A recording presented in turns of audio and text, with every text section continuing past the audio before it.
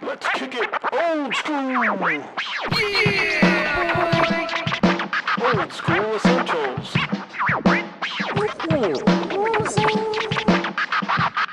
The further adventures of the Thunderous Fury.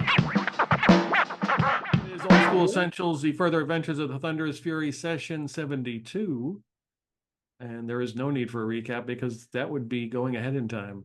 As we go back in time to the 17th day of Simswald, a bright and fresh day, as half the party has gone off to Castle Brackenwold and probably to the well to get cured of their hag stench, leaving Clintok, John Tor, and various other characters, Jeremiah, Sir Rickon, his squire Johan, and Bethel Bergdow in Prigwort. Well, cut to the chase. Wampus, how do you run into this group? Are you seeking them out for something? Or do they, I mean, how do we get this introduction? Yeah, so where is the group? I would say they would probably be at the Clashed Antler, staying there and watching the group leave with the golden goat.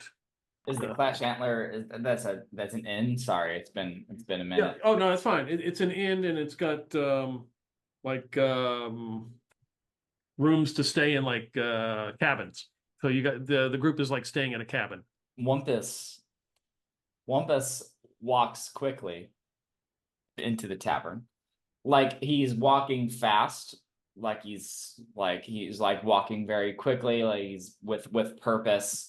Occasionally, like just like darting, like glancing back behind him, and say he just sees an open door that happens to be the group's room, and he's just gonna go in it, and then he'll close the door. Okay. So are we assumed to be in the room when you do this or not?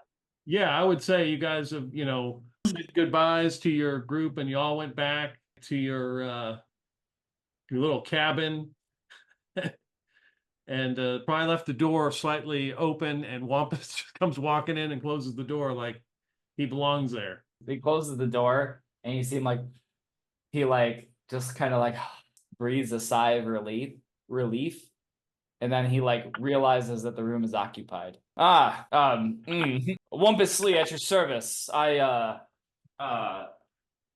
do you do? And he just he bows. He's wearing a kind of a brown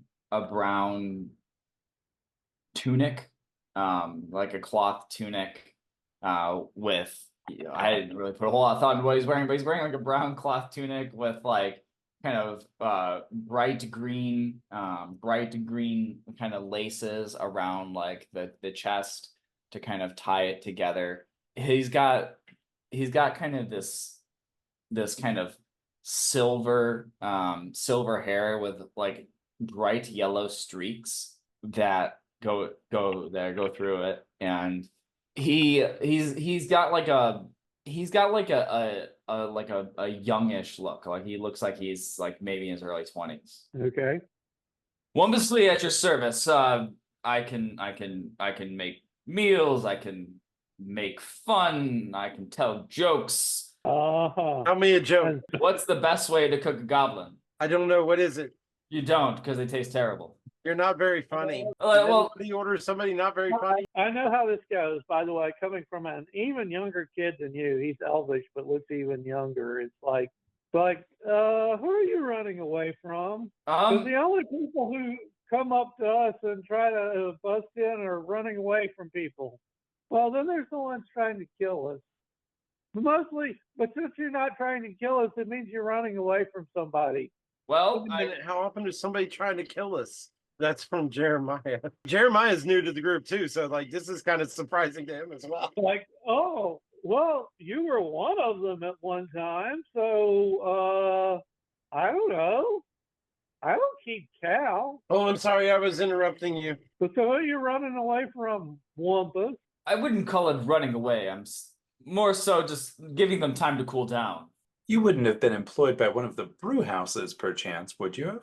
He's like, yeah, maybe a couple of them. Oh man, that's great. Were you in on their secrets? I want to know. I want to know about their brewing. I want to know about their brewing styles. Hey, can you fill me in on that? That'd be great. Well, I would, except I was more of like a messenger and entertainer, gathered did the odd job here or there when they needed something from the Fae, you know. Would any of the brewmasters perchance recognize your face if they saw you? I don't think we need to go there. But no, but we do, because they will almost definitely be seeing your face. I mean, unless you plan to wear a mask. they might. The fat one. I never learned his real name. I just learned his presence and his smell. Well, we'll be sure not to let you be anywhere near his asparagus colored boots then. Very well, thank you. Oh, that guy. Yeah. Do you have business with the brewmasters? That's putting it lightly. And with him? Of many, yes. Well, I'm happy to accompany you and offer my services. Well, the bed's not free. The bread's not free. The bed that you're laying in currently. Oh, I'm laying down? That's I guess I am. I'm sorry, it just seems so comfortable. I imagine he just would have like made himself at home. Like he's talking to you as he's like looking for like a cup of tea. Yeah. And he's just like he's actually just like moved in. He's kind of like a live-in partner. What are you doing? Oh, sorry. I thought this was part of the I thought this was continental. Huh. John Tor looked at Clintok, you know. You did need a disposable minion, didn't you? I'm not the disposable one this time, right? There's no such thing as disposable. There's just not infinitely reusable. But I think, you know, we'll find a place for you. It seems like you have interest to neither be seen nor heard around here. That would put it lightly. And you know, if you prefer that I just kind of stay back and out of the way, I can do that. And he like steps back into the wall and he like closes his eyes, and then he kind of there is a wall that comes up in front of him. Do you know magic? I've been looking for somebody to trade spells with forever. Is that real? As John Tor walks up and tries to bang on the wall in front of the wall. I imagine that when you do that, like your fist just goes through it, and you're like, "Ow! Stop that!" And then the wall disappears. Well, illusions are cool sometimes too. But do you know magic? I'd love to trade spells with you. Do you practice the craft of fun and festivities? Because if so, I would love to also trade spells. I drink beer. Does that count? It's a start. Fun and festivities. What? That has nothing to do with magic. So at this point, you hear a rap on the cottage door, and the door opens. Wampus Slee hides under the bed. Not behind you, spell. A bristle-bearded man in his 60s walks in. By all means, come in. I plan on it, yes. Captain Hogwash of the City Guard. Ah, yes, Captain Hogwash. What could we help you with? He belches loudly, and it smells of onions and radishes. Excuse me. Apparently, and he starts to look around. He says, "Oh, I see that you're in the services of Bethel Bird Droppings. I thought I saw Wampus Slee's come by here as well. Is he hiding somewhere?" You might have to give a better description. I don't know anybody by that name. "You must be Clintok.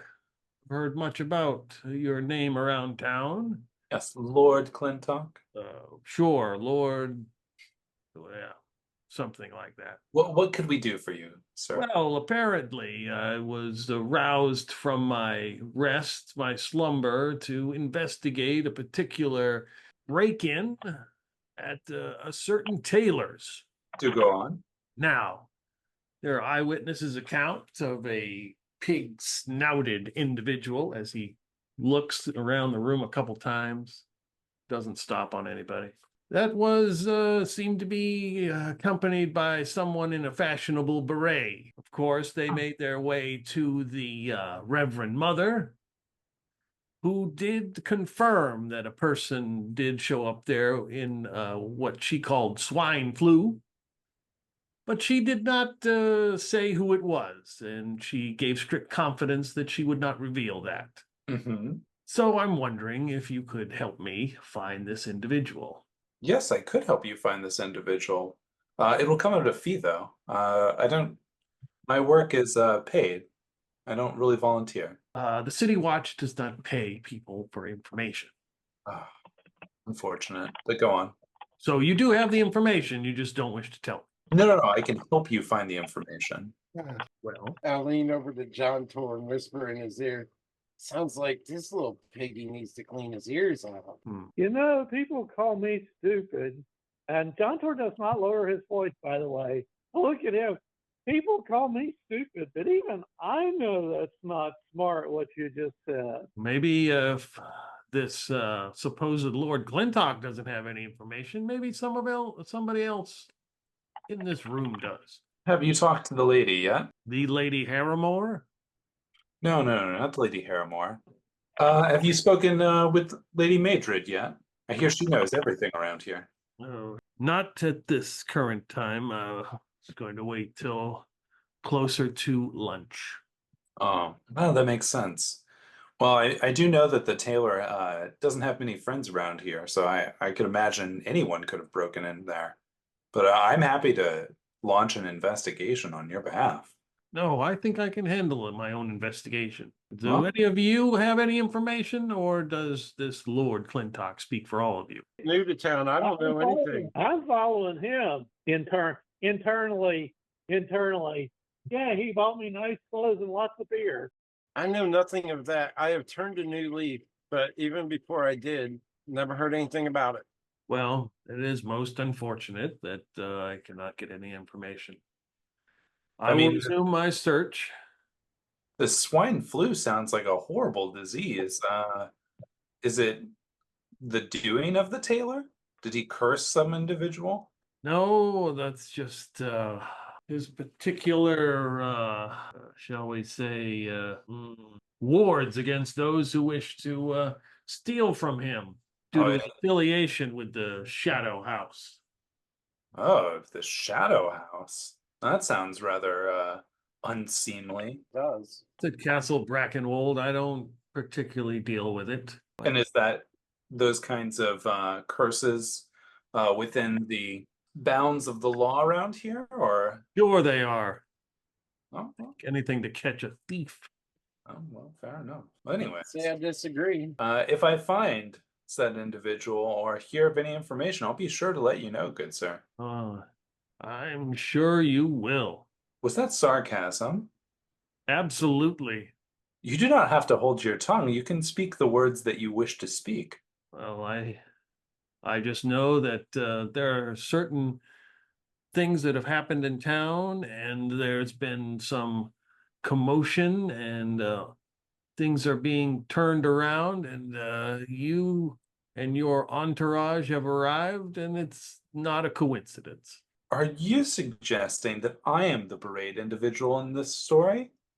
I am saying that you are probably the person responsible for putting the person in that position, because you're obviously smart enough not to do it yourself. Well, I don't put anyone in anything. I may ask them if they are interested in things, but I do not tell anyone to commit any sorts of crime or thievery. I don't believe that as well, but I do have my eye on you and your retinue. Well, good to know. I'm glad we're under the city's watch. That will make sure that we stay safe while we're here. You never know who might lurk around the corner, especially with people cursing people and all. Oh, that makes two of us. Well, good day, sir. Yes, something like that. And he leaves. I bet he wouldn't have said that if Karn was here. Yeah. Where's Karn for the cover? Yeah. John Tor leans down, looks underneath the bed, where there's probably another wall there that wasn't there before, and goes, Yeah, you'll fit right in. Well, Apparently, we're on the run from everybody. Might as well include these guys. job for today is to make berets fashionable. You see like Wampus's head stick out from under the bed, like looking up. Do I get a beret too? I don't see why not. All right. Things are coming up, Wampus. I don't think this Cuthbert guy would really like it if I wore a beret. Nonsense. You'd look fashionable and great. We can even find you a nice rose. I learned hanging around you guys is bad for my health unless I keep my armor on. Not everyone has to wear berets. We just need it to be fashionable in the city, that's all. Okay. Plausible deniability. Is that the same as lying? No. Yes and no. You don't have to lie if you never have to say the truth. Oh, that's pretty deep, man. I'm not sure it works like that. Maybe. It's good not to get caught, Jeremiah. I look at Jeremiah and go, I mean, I haven't been with this crew long, but even I know how to get around Karn sometimes. I'm sure you'll pick it up pretty quick too. Oh, we're supposed to get around Karn? I thought I was supposed to do everything he says. Well, that's what he says. Okay, so that's what I have to do, right? Don't tell me you're into this big Cuthbert thing like he is. I thought it was Cuthbert. No, Oh, no. no. Oh, no. I know. Cuthbert.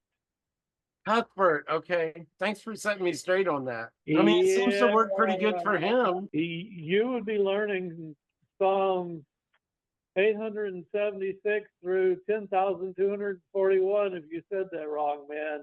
And none of us want to be around when that goes off. Well, I mean, I know I've got to learn a lot of Psalms. That's just the thing. Yeah, whatever. Well, you know what always makes drudgery easier to stomach and will help you memorize it is if you sing each one. I am not going to start singing. Come on, you will memorize every psalm with a song. You don't want me to start singing, I promise. In any case, John Tor looks over at Clintok. I guess I'm officially your man-at-arms around this place. As long as we hit a bar every day, we're good. I hope there are multiple bars. That's a really good day, gotta tell you.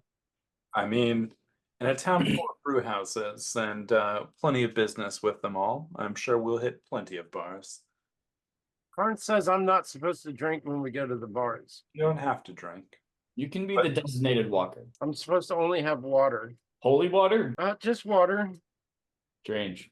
So about these masks, I think if we're gonna be engaging with members of the brew houses, it probably would be good to have a mask or two. Do you happen to have any lying around?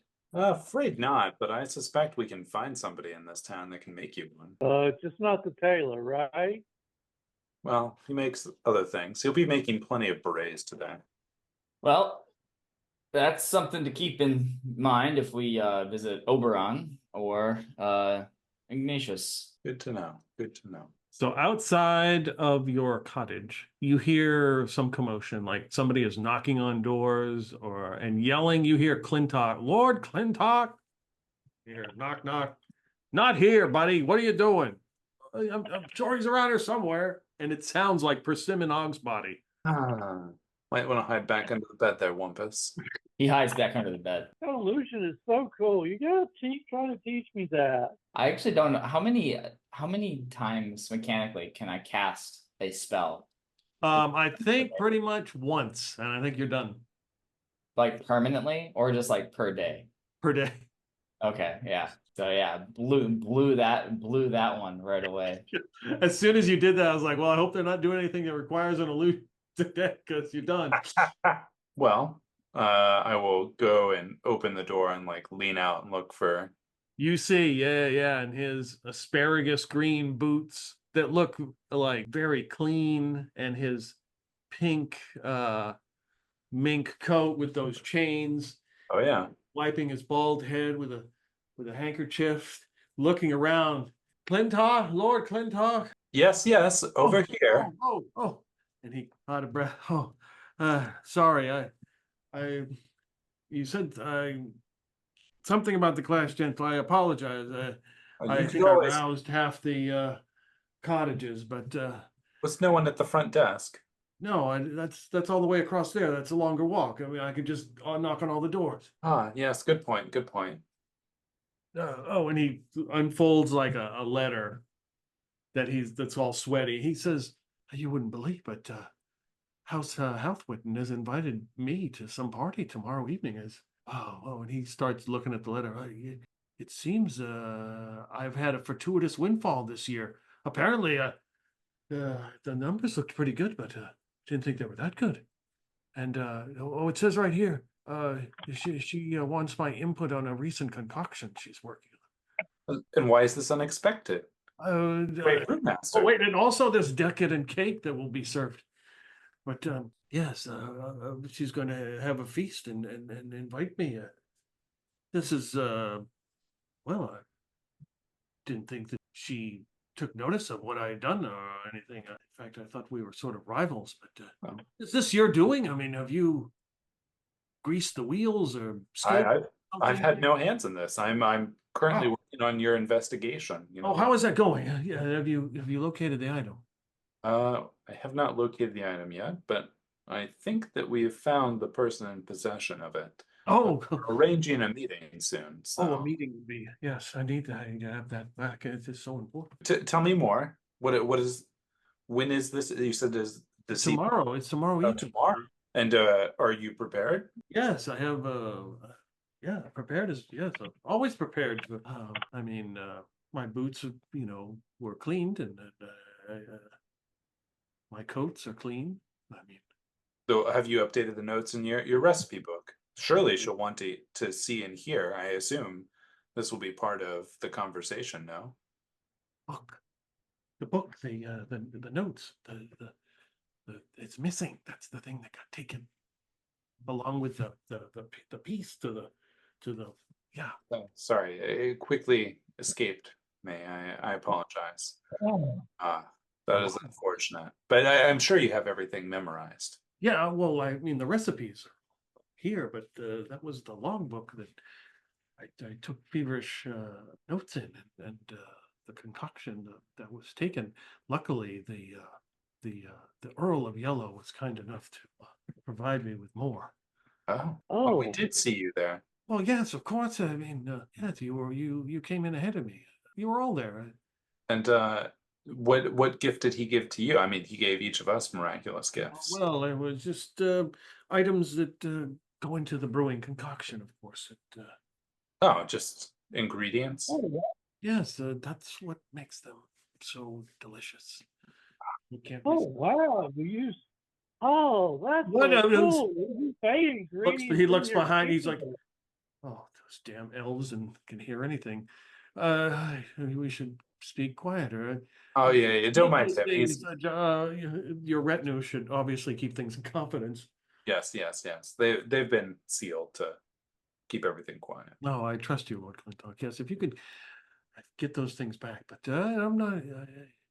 Surely you did you receive an invitation as well to this party? I have not yet, but I hope that I should. I hope so. If you there, I would feel a lot more confident if your retinue was there as well. I'd make sure shenanigans that come about. I don't know.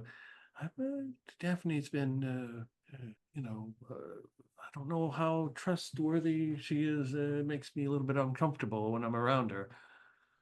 Well, could you bring us as your guest? Oh, that would be great. Yeah, I mean, sure, I could bring your retinue. I think. Have you met her? Do you know who she is? I think I've met. Well, Yes. I briefly met her the other day. Okay, good. Yes. I mean, yes. Just make sure everything's on the up and up, and drink doesn't get spiked or some sort of unseemly thing happens. And we'll be on watch. I mean, I'm sure you'll have your own security with you, of course, but we will be more than happy to reinforce that. Okay. Would you mind bringing a carriage the night of to pick us up? A carriage, yes, of course, yes. I'll bring a carriage, yes. I mean, I can. Yes, are you going to be staying here? Yes. I'll still be at the Clash Down along with everyone. And your entourage, your retinue will be. Who is coming with you? Oh, 4 or 5, give or take. Okay. Yeah. Hopefully the shrubbery will not come to life. How is that Karn Stone? Is he Karn is off on a quest, but he will return shortly. paladins in their quests? Yes, he is very devoted. Oh, Devoted to in, St. Cuthbert. there are bandits about and stolen items and So many things. Was there any other business you had? no. Oh, actually, one thought that I had. Oh yes. Your outfit. Oh It's yes. quite fantastic, but I think it's missing something. Wow. And I'd make a fashion faux pas. No, by no means have you made a faux pas. But I think that you're missing a necessary accessory. And he takes the beret off of his head, and Oh my. I don't know if I'm worthy enough to wear such. I think it will perfectly complement the boots. Oh. And he goes, may I? Oh yes, you may. He wipes his brow again, gets the sweat off his like bald head. He's got a little bit of patches of hair in the back. He's matting it down. Yes. He places the beret on Ogsbody's head. Oh, can you just a little bit to the left? Yeah. Oh yes, Okay. fantastic. You really must get a portrait done with it. Oh, but yes, not. Whoa. Oh yes, not that fellow. Yeah. Find somebody else. Someone else. Yeah, portrait. I'll have to find a painter in town. Yes. Okay. Well, thank you for the Lord Clintok. I consider it a gift. No need. Such a Yeah, I wanted that beret. Yes, tomorrow evening, just before dusk, the carriage will come to here and pick you and your retinue up, and we will go to Daphne Halthwidden's party, exclusive get together, more like. And I look forward to it then. I as well. Yes. I must go.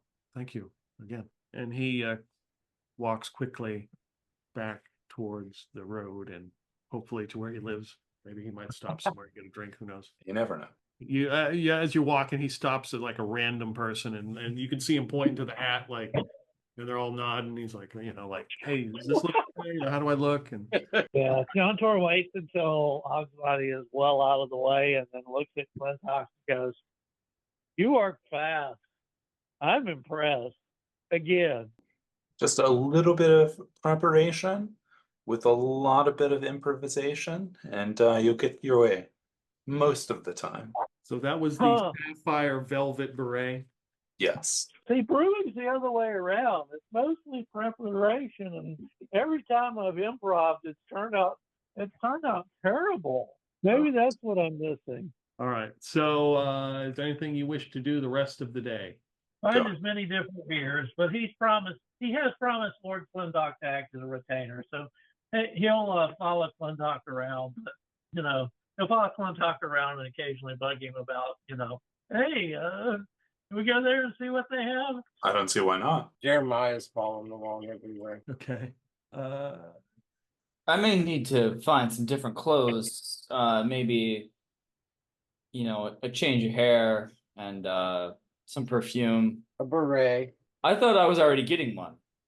Oh yes. We will make a visit for anyone that wants to get a beret to get one. Very well. But not everyone will get berets. Really don't think I can pull off a beret. I would agree, Jeremiah. Berets aren't for you. You said we could get one that would fit over my helmet, or at least on top of my helmet, right? Yes, if we must.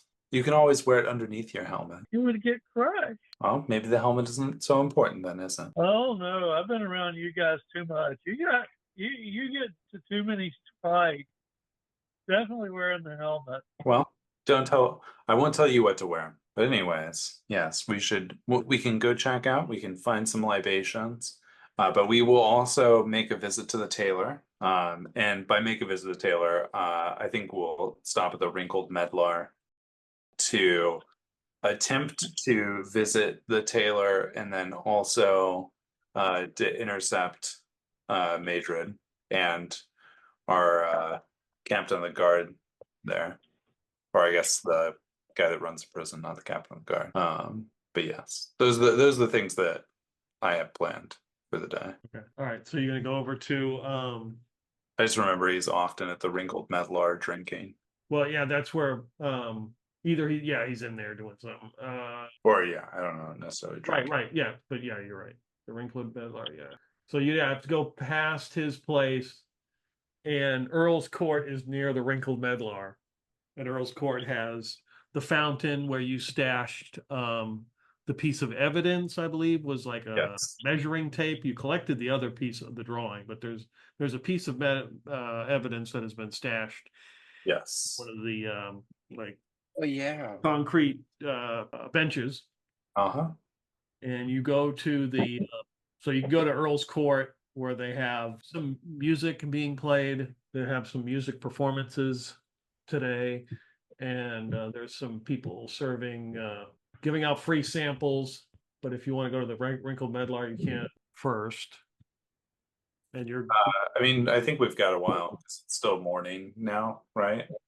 yeah, it's kind of mid-morning, 10:30, 10, 11 o'clock sort of. Is there anyone that makes costumes around here, or is there a local like theater that might be able to make a mask or sell us a mask that is already made? Just find a way to the Earl's Court. Not this Earl, the other Earl, that he could help us out. Well, he could help me. And then maybe you. Why didn't he already make you a mask if you wanted one? Well, how do you think I got these luscious locks, darling? Now I'm connecting the dots. Yeah, so it was very much of a drab, musty brown. Mhm. And now it's a beautiful potpourri of enjoyment. Definitely an upgrade. And Wampus will be like just kind of keeping his head on a swivel, looking out for anyone from House Sumerfish, particularly, but also like looking for anyone House Ogsbody. Do you at least have a cloak, my good man, that you can hide your face a bit? I think I left it in my other pants. Now that's a novel idea. A cloak that you can fit into a pair of pants. Intriguing. Anyways. Yeah, so do I have any knowledge of somebody that might be able to make a mask for Wampus here? So if you go down to the so you go down to Earl's Court, there's some people, there's a person playing like a harp. Gotcha. There's a little crowd, and there's somebody who is giving out wine, like little wine tasting. We'll definitely stop in there. Do they have any face painters? Like, are people getting their face painted? Sure. Yes, there are face paintings. Yes. Love it. You know what? Wampus is going to go to the face painters. Okay. And good day. Yes, it is. Isn't this piece riveting? Yes, it's a bit drony at times, but you get used to it. It makes me think of the stars.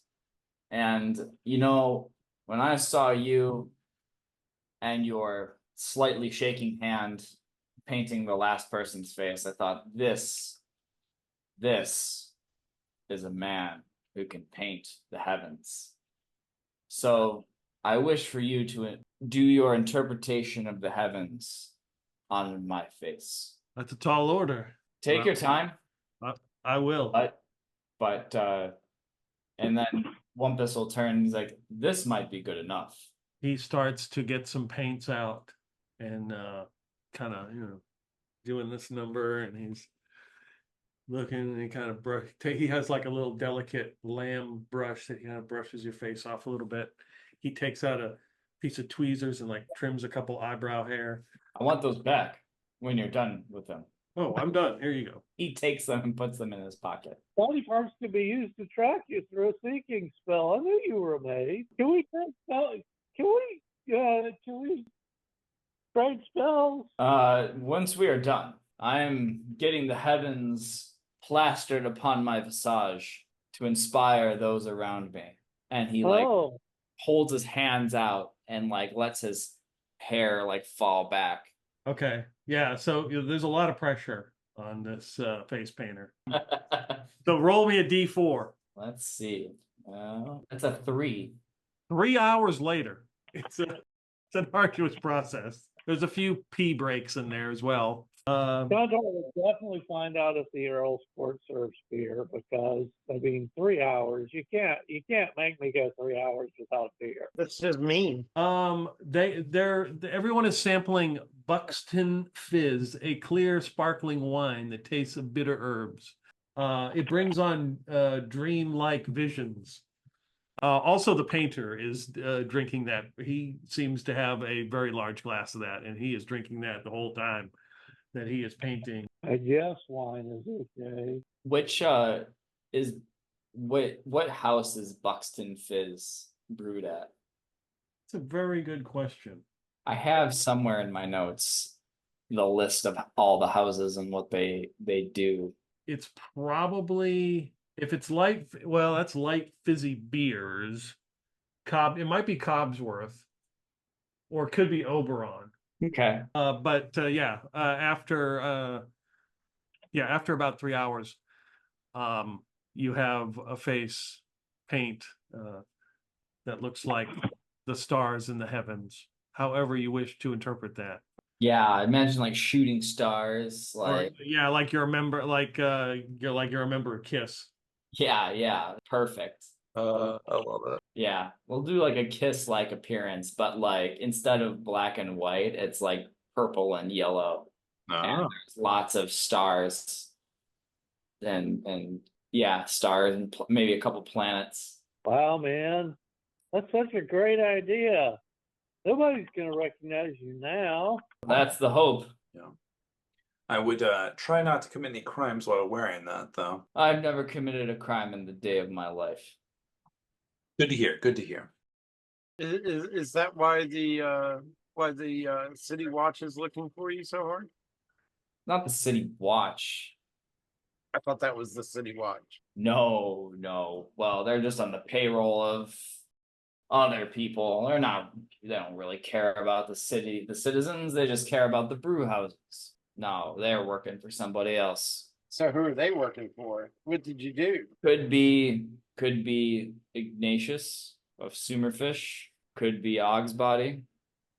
It's tough to tell. Both have a history of farming out work to other people. But why would they be after you? Oh, I kind of owed Ignatius some money because I lost a bet, which I didn't think it was fair, but lost a bet, and then helped pay off my bet. I started working for Ogsbody.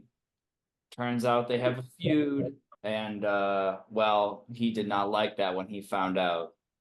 So I'm not on the best of terms with both of them. Oh, see, because I was a criminal, but I've been reformed.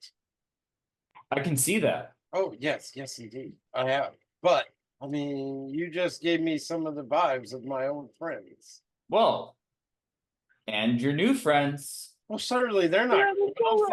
They hang around with Card Stone. Hey, he was doing the right thing. I mean, when you owe somebody money, you work to pay it off, right? That's the right thing. You can't say he was doing the wrong thing doing that. Oh no, I was just saying I'm getting a vibe off of him like I get off of some of my criminal friends. I am not a criminal. I refuse the very notion of the word. But these brewers they're a political bunch. And well, sometimes it's good to be able to just step away or not be seen. I can see that. I'm just trying to make sure that I don't associate with any more criminal sorts. Well, you've come to the right place. Or rather, I've fallen into the right place. Turns around and faces away from Jeremiah at that because he just can't say anything. Darkhorse wisdom is 8, but even he knows, some of what's going on here. Clintok is going to go up to the face painter after this 3-hour process. Okay. And just, completely ham it up. He's like, oh my God, this is quite possibly the most miraculous face painting I've ever seen. This design is exquisite. I don't know what other things you're used to painting on people's faces, but I suggest you only paint things in this theme that you have here, this stars and moons pattern. I think I mean, you could do no wrong. Straying away from it will only send you in the wrong direction, I think, sir. And you might paint it more efficiently too. Oh, thought I was rushing. Well, you can't rush exquisite artwork like this. Oh, he's like, I need a break after all that. The drink. He pours himself some more of the wine. Yes, and they're like, thank you to Lang the Harpist. Next from areas far and wide, our next performer is only known as Dulcimer of Fire. The man come up there with a dulcimer and get up like on a little, like almost like a dais. It's on a stage, and he just starts playing the dulcimer. On a scale of 1 to 10, how good is the playing? It's terrible. It's a good thing Orion's not here. Yeah, it's a good thing Orion's not here because he remembers the dulcimer of fire, and setting it on fire would be about right. He has a real way with the dulcimer. The way his hands move across it, it's like fire. Clintok just like kind of elbow nudges John Tor and says, I think you'd probably have a good turn at the stage. I know that you've been practicing with Orion, yes? What? No, I haven't been playing anything with Orion. Oh, well, now's no better time to start. I mean, look at your competition here. Surely you can play better than this. Surely, you say. Huh.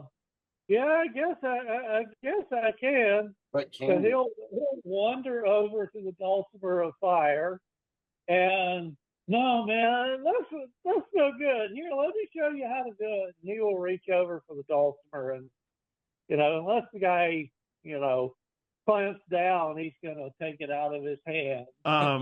Give me a 2d6 roll and add your charisma modifier.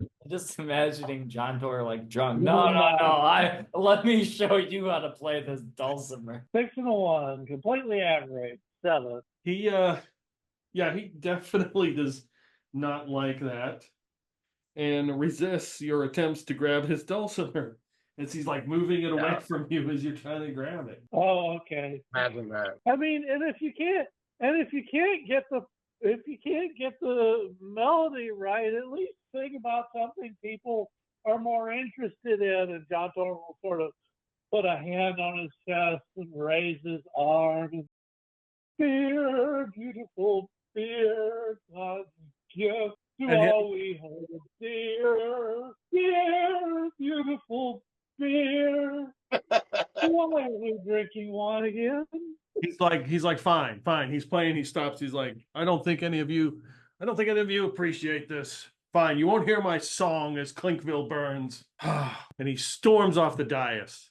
And everybody kind of looks around like, and you hear somebody in the crowd say, how much did we pay to get him here?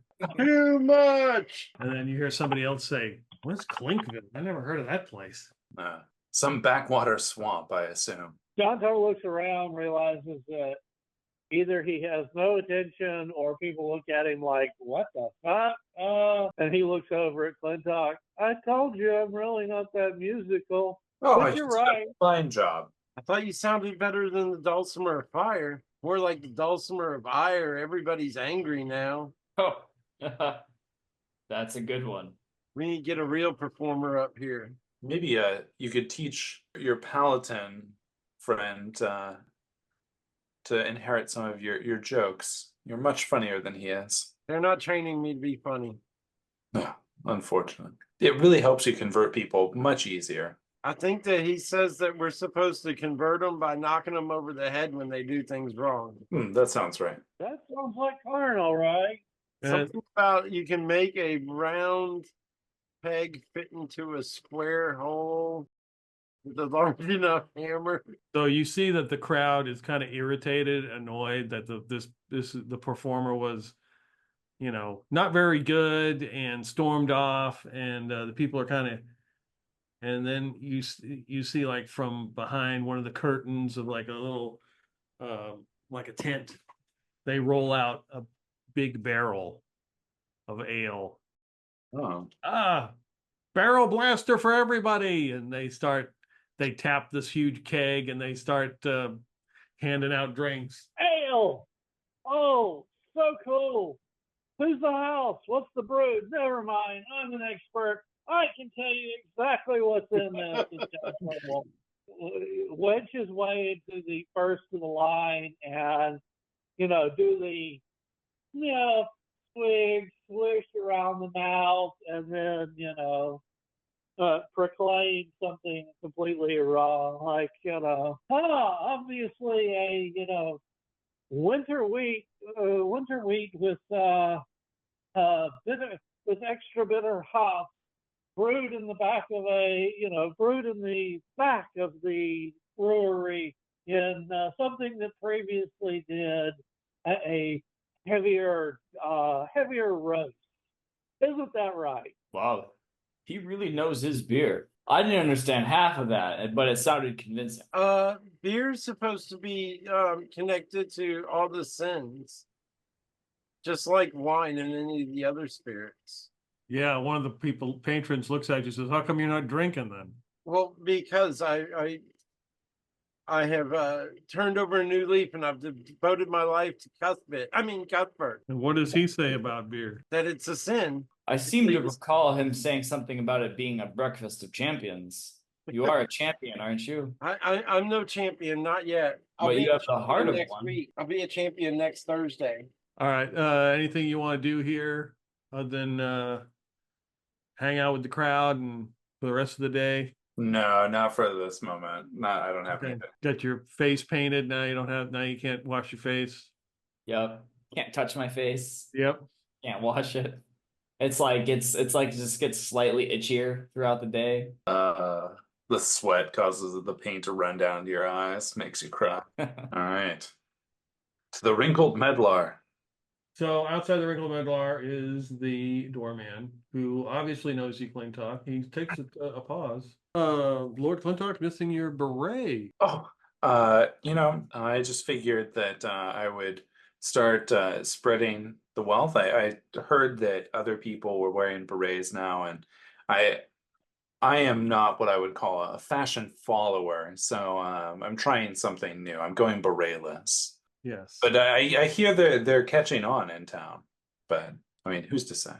I will keep an eye out. What do you need today?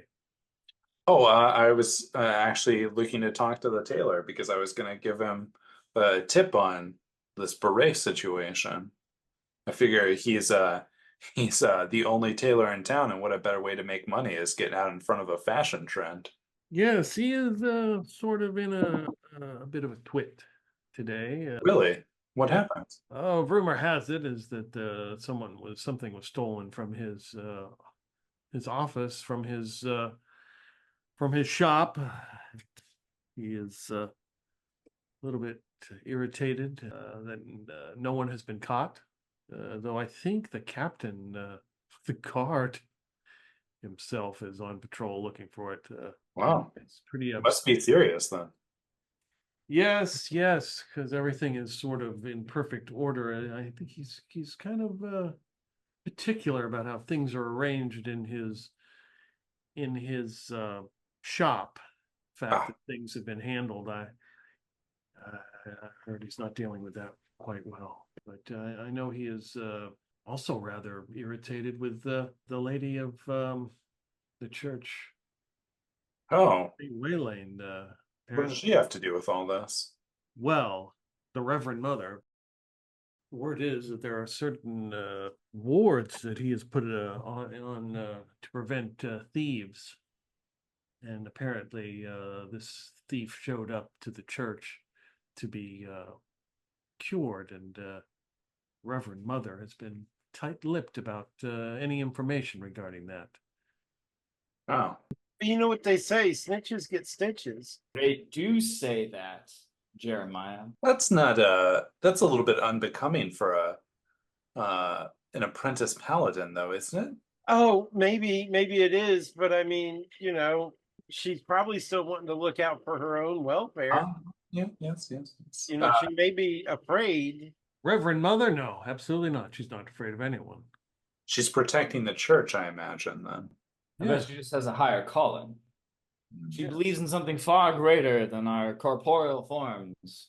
That is a And- magnificent face painting you had done. Well, thank you.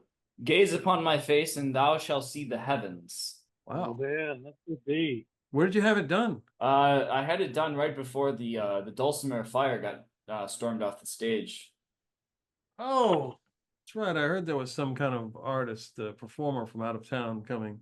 You know, I hear that the artiste is so impressed with his own work that he is planning on painting every face in a similar getup. So if you want yourself to feel like you're on top of the world, then you should head down to the Earl's Court. Earl's Court.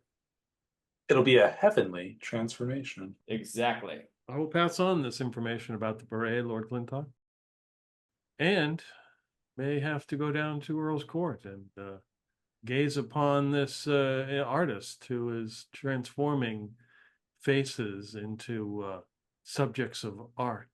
I would recommend it. Is the Brandywine here?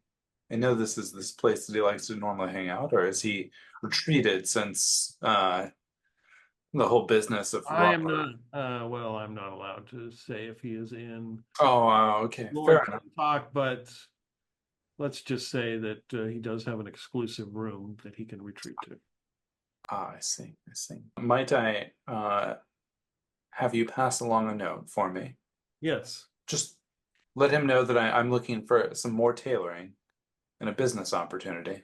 I will. I will do that. Yes.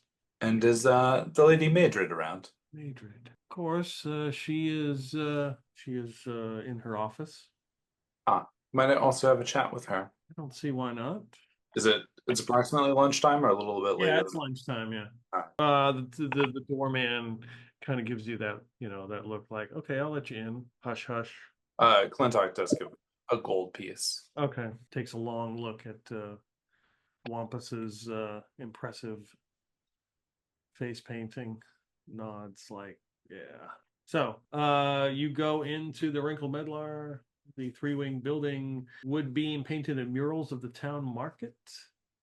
You're led by like a maitre d' up to Madrid's little office she has, and a tall, slender woman of great beauty in her 20s, cropped brown hair, and she wears a scarlet gown and gold earrings. And she smiles as she sees you. Lord Clintok, you're without your fashionable beret. Did something happen? Untoward? Oh, no. Absolutely not. I've just heard that it is no longer the edge of fashion, so I've gone beretless for the day, but we'll see if it lasts. I mean, I do like my beret. That would explain why a certain persimmon Ogsbody was wearing one. Yes. He is one of many admirers of the beret, I hear. Yes. Okay. She looks and sees your entourage. Do come in, close the door. Oh, yes. Has the captain been by? Yes, I apologize. I'm sure you could smell onions and radishes. I did my best to open the windows with my candles. Yes. Yes, he was by this morning, had a meeting with the tailor, all up in arms about some theft at his offices. But yes, I have seen it. Yeah, I mean that's why I came here to talk to you, because I thought he showed up at my residency and was asking for information about this, and I had no idea, but he seemed to suggest that he thought I would have information about this. Do you? Well, I mean, I'm on the lookout now. I've heard that the person was wearing a beret, and I mean, as I said, I didn't want to be associated with that undercurrent of society, so Correct. this is That- gone yes. without a beret today. That was a wise decision, I would say. I'm That's- sure whoever committed this act has left town, if they were wise enough. Don't think they would hang around here. And I know you would not be associated with such individuals who would do such acts. So Yeah, I mean, criminals do always like to return to the scene of the crime, so I hear, but well, I guess the one that got turned into a pig is I hope he got run away, unless he ends up as a rasher of bacon? Right. Yeah. Well, That is a good question. Would it taste like pig or like human? I don't know. Sorry. Intrusive thoughts. But oh, I was just I thought I'd stop by to hear if you've heard of anything interesting going on in the town. You saw Ogsbody this morning, you said, wearing a beret? yes, I happened to spot Ogsbody. Did he mention a dinner at all? No, we didn't discuss anything. I made it my best effort to avoid his gaze in any conversation. But I did spot him as he went by, seemed out of breath. But Oh, I see. Yeah, he told me that he was having dinner with the lady of House Halthwidden. oh, really? Yes, tomorrow. Tomorrow night? Yes, I believe so. Daphne hasn't told me about this. Wonder what she's trying to keep from me. I know not. Only that this was arranged. That is very interesting. Well, I might have to pay her a visit, find out what's going on. Probably not a bad idea. I know that you guys are close, after all. Yes. But, I will definitely have to speak with her. is there any errands or anything that I might run for you this evening? No, once the tailor gets out of his mood, hopefully he will leave at some point and get to doing what he is supposed to be doing. Oh, what is he supposed to be doing? Tailoring. He is the tailor. Yes, of course. Tailoring, not sulking. Well, might you show me to his room? I do have a business proposition for him. I didn't want to be so intrusive, but I thought if I showed up with his drink and food of choice that he might entertain the thought. I don't think drink or food of choice will make much difference to him, but he is in a certain mood. I could show you where his room is, but I don't know what his reaction will be. Oh, well, I'm sure we can smooth things over and work out whatever he's going through. Put him in a better state, so to speak. I do have a way for him to make lots of money, so. Lots of money always makes you happy. I know I feel better when I have lots of money. That sounded like the heavens just saying, it is not the heavens. It is part of your retinue. Is this Winston Salazar? I don't think I've seen your own his John name Winston. I've been around. I must say, I may look like the heavens, but the one standing in for me truly embodies it. At your service, and he will grab her hand and kiss it. Oh, okay. She kind of looks at Clintok like, oh, there's competition. Maybe leaving a little bit of like purple on the back of her hand. Well, Winston Salazar, it's great to meet you. I see that you're in the right company with Lord Clintok and his assorted retinue.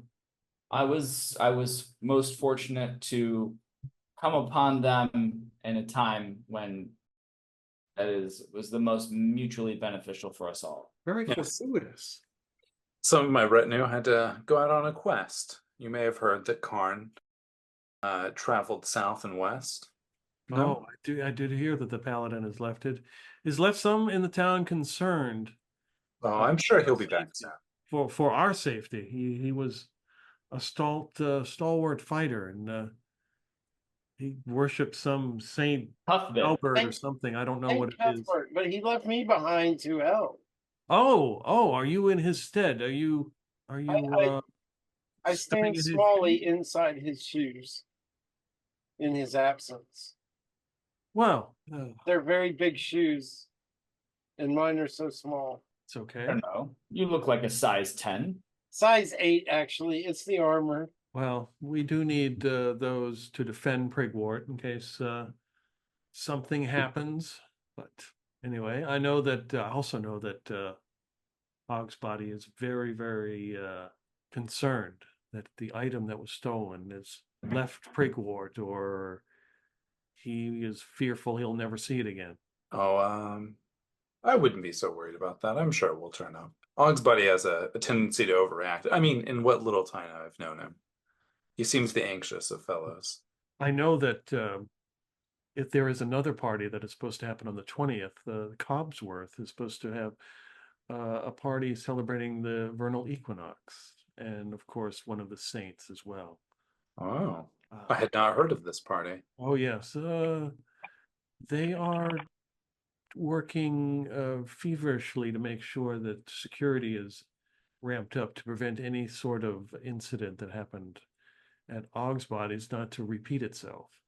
Ah, what a great idea. Well, I do love a good party. Well, Winston Salazar, I'm sure if you're with part of Clintok's retinue, then you will probably get invited. Oh, this is most exciting.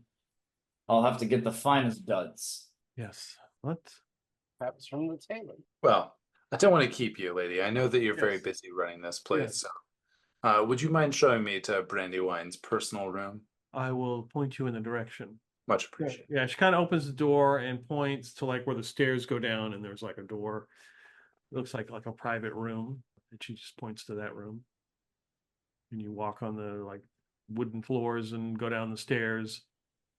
Yep. And there's a set of private rooms. The door is closed. Gently rap on the door. Who is it? A business opportunity you'd be a fool to turn down. Open, come in. Open the door. So standing there, shouldn't say, sitting at like a table that's got like a very fashionable tablecloth and a set for like 3 people, but it's just him. Doesn't even look like he's touched any of the food. There's just like a pie that you can smell it coming in the room. It's some kind of minced pie. Were you expecting guests? He kind of rubs his eyes. He looks at you. As you can see that he has been drinking. There's a bottle of some kind of wine that he has polished off, and he kind of looks at you a couple times and twirls his mustache and says, Lord Clintok, well, come in. Well, thank you.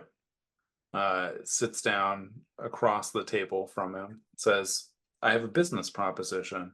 I heard that you've had some troubles recently, and I wanted to come to you first with an opportunity. As you have noticed, I'm a man of fashion. I notice things. And so fashionable that the beret that I diligently made for you are not wearing. Is it not up to your standards anymore?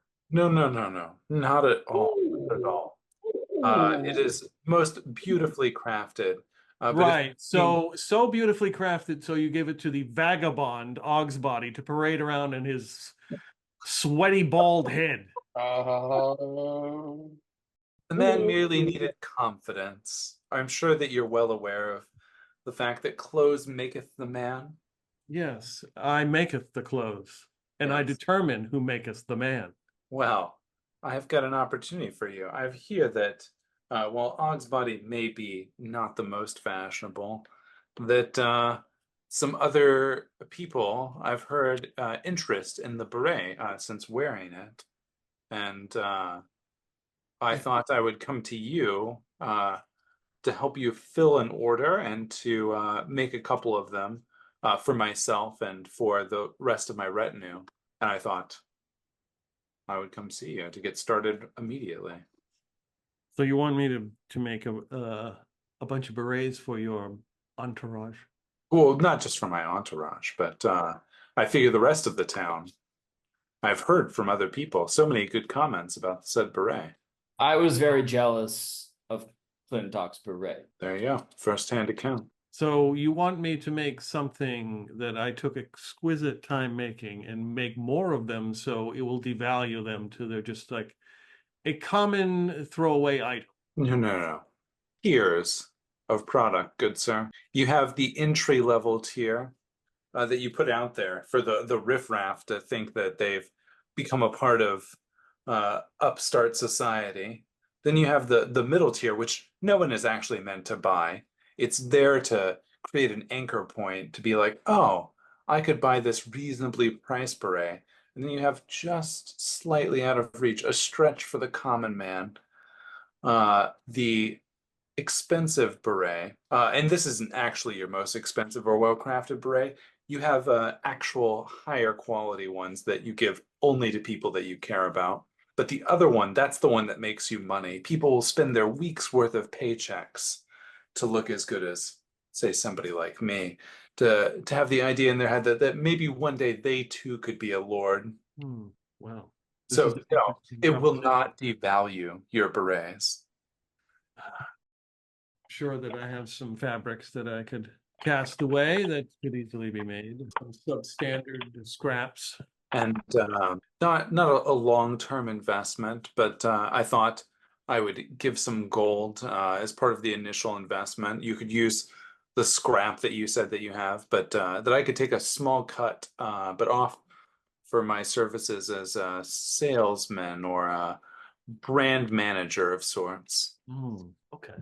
Brand manager. Well, I do appreciate your business, Lord Clintok. Master Peabody was by. I did receive the money, and Oh, yes. I am putting together a rather modest attire for him to wear. I appreciate the business.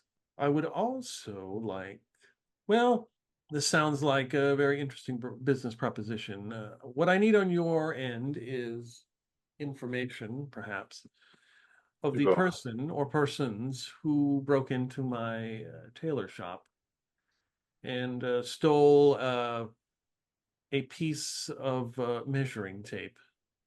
Yes. Also moved various items. I believe that they were transformed due to the wards into a swine, which is what happens to rogues.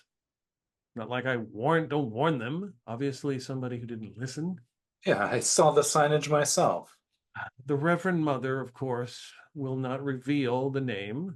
Oh. About they don't come to the church if we snitch on them. Well, you're in luck because I've curried favor recently with the Reverend Mother, and I offered to help the captain get this information, but he wanted no sort.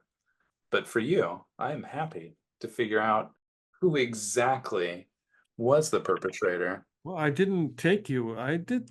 Well, I didn't take you to be one of the Reverend Mother's paramours, but you do what you wish. Well, I recovered that bell, and if you know anything about me, as you've come to know me in these short number of days, is that I am always happy to help when it is advantageous to me and another. Ah, yes.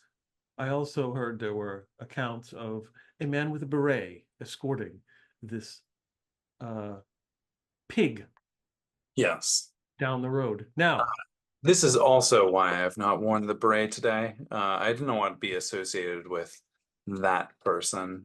yes, but it makes me a bit concerned, Lord Clintok, Yes. that these types of things are happening in town. It does. It is On a your arrival. So, you are very gregarious and outgoing and very interesting person. Yes, yes, yes. Flatter me more. It seems that this incident has occurred, and it could have been one of your retinue, which you can't control their actions. However, if you could kindly turn that person in to Captain Hogwash, then our business proposition be as well. And then I need to track down whoever the loudmouth is. I heard rumors in the tavern, something about me being a warlock. You, a warlock?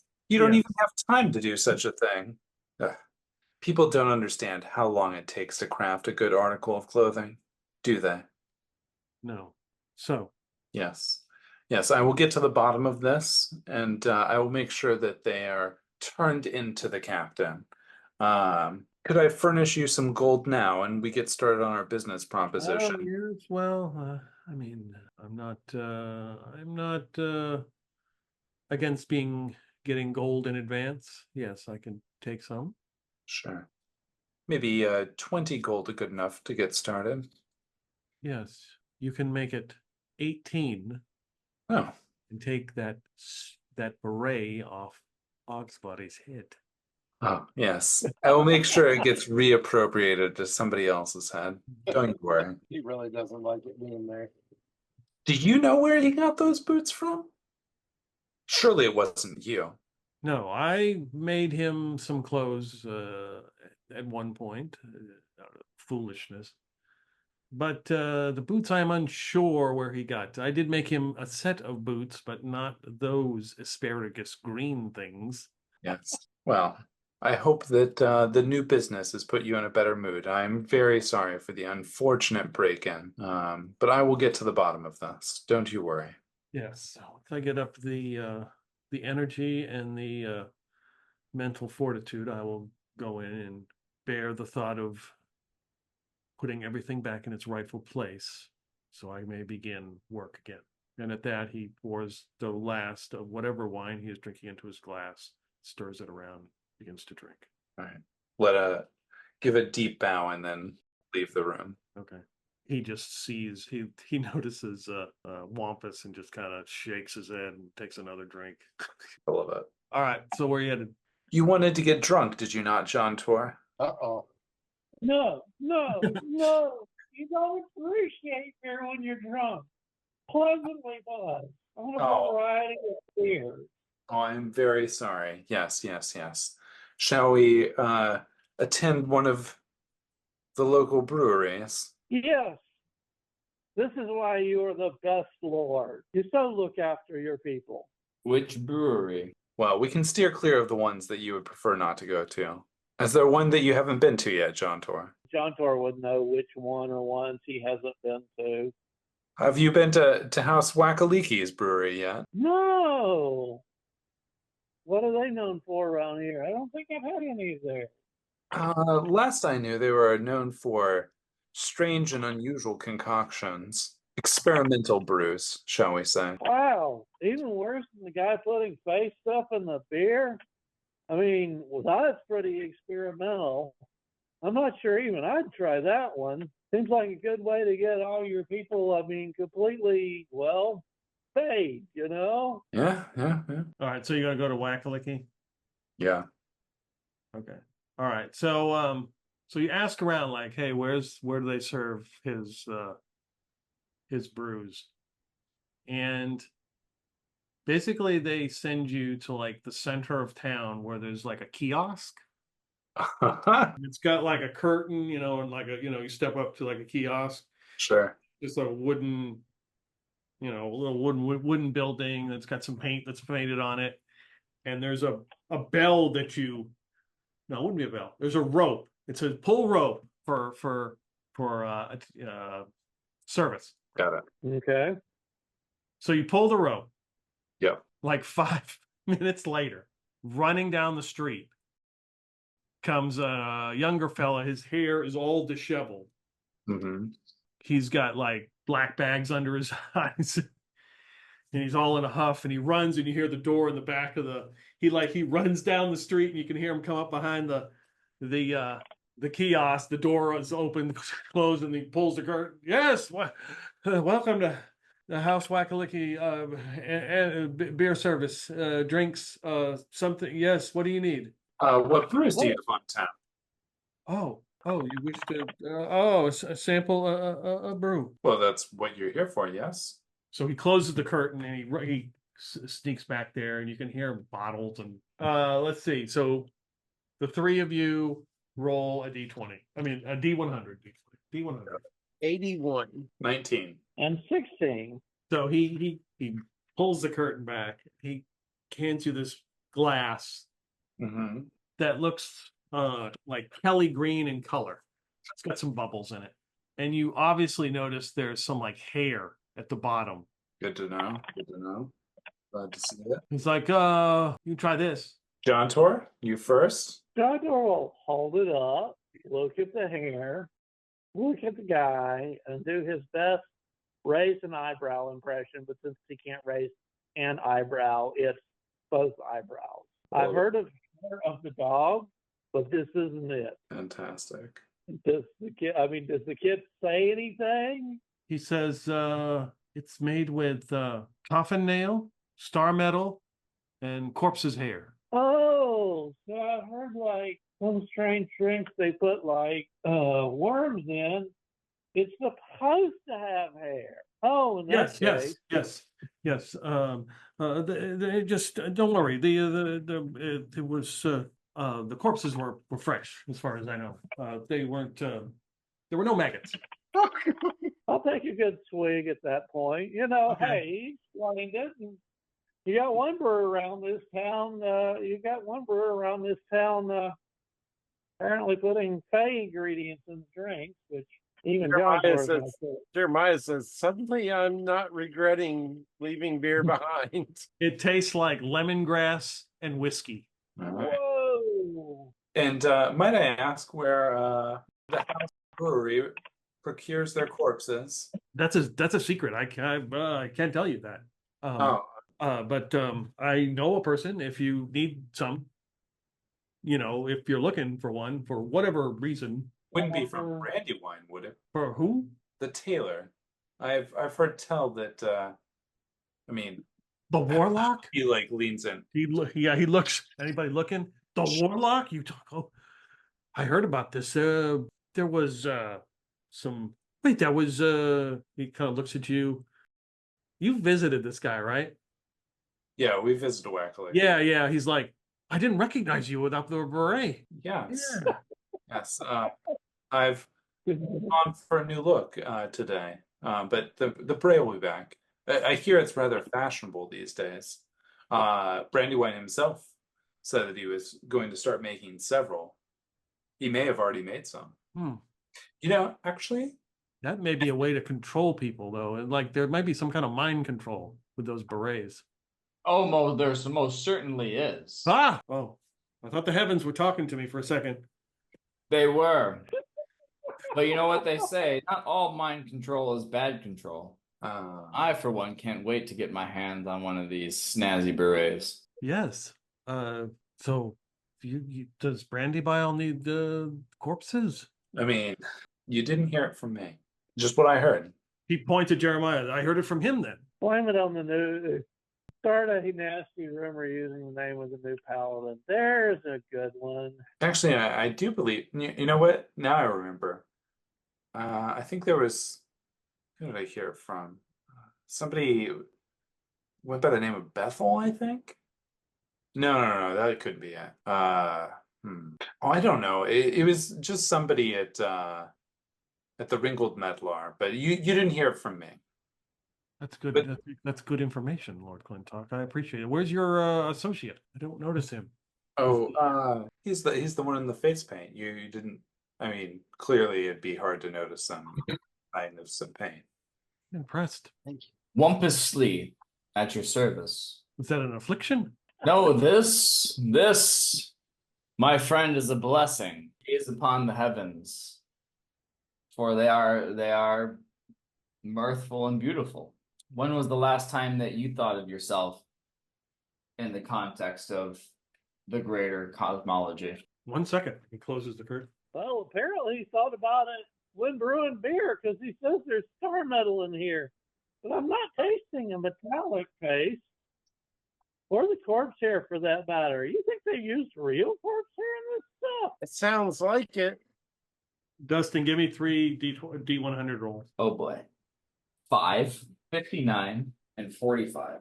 So he pulls the curtain back, and he's got a glass. At the bottom of it looks like some kind of black sludge that is running down the inside of it and pooling at the bottom. You can see a lime floating on the top. Okay. Like the fruit? Yeah. Okay. And there's some kind of like fruity nectar or something mixing in with whatever, and he hands you the drink. Is this a gift from heavens?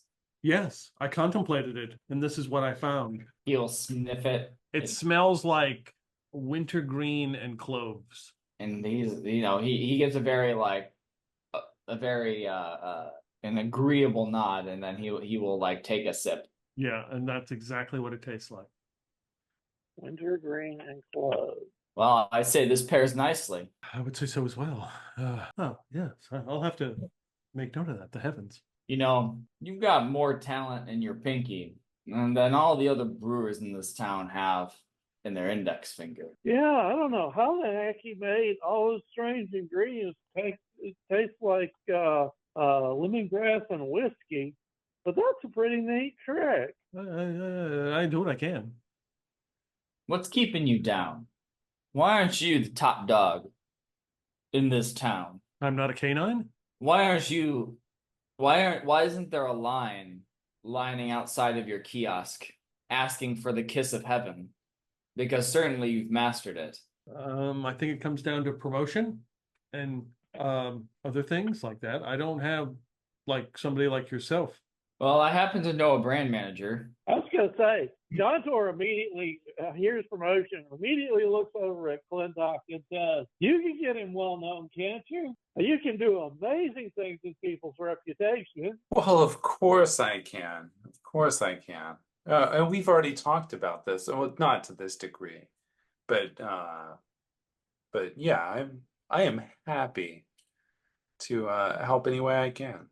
And clearly, the rest of my retinue also enjoys your beverages. So, but it seems like you've got some new inspiration since last time we talked. The brews, they have a different sort of, I don't know, a je ne sais quoi to them. I don't know, but that sounds very important. Glad I have it. Well, we can use this. We can launch a rebrand. People know you as what you historically have been producing, but this seems of something new, something more inspired, something. You must have a new muse of some sort. What have you been up to lately? Who have you talked to? What have you seen?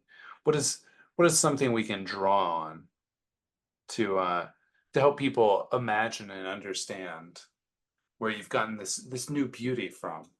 He just looks at Wampus. Ah, of course. Jontor looks puzzled by that. Huh? You can't brew a beer that fast. Well, clearly, the man's got talent.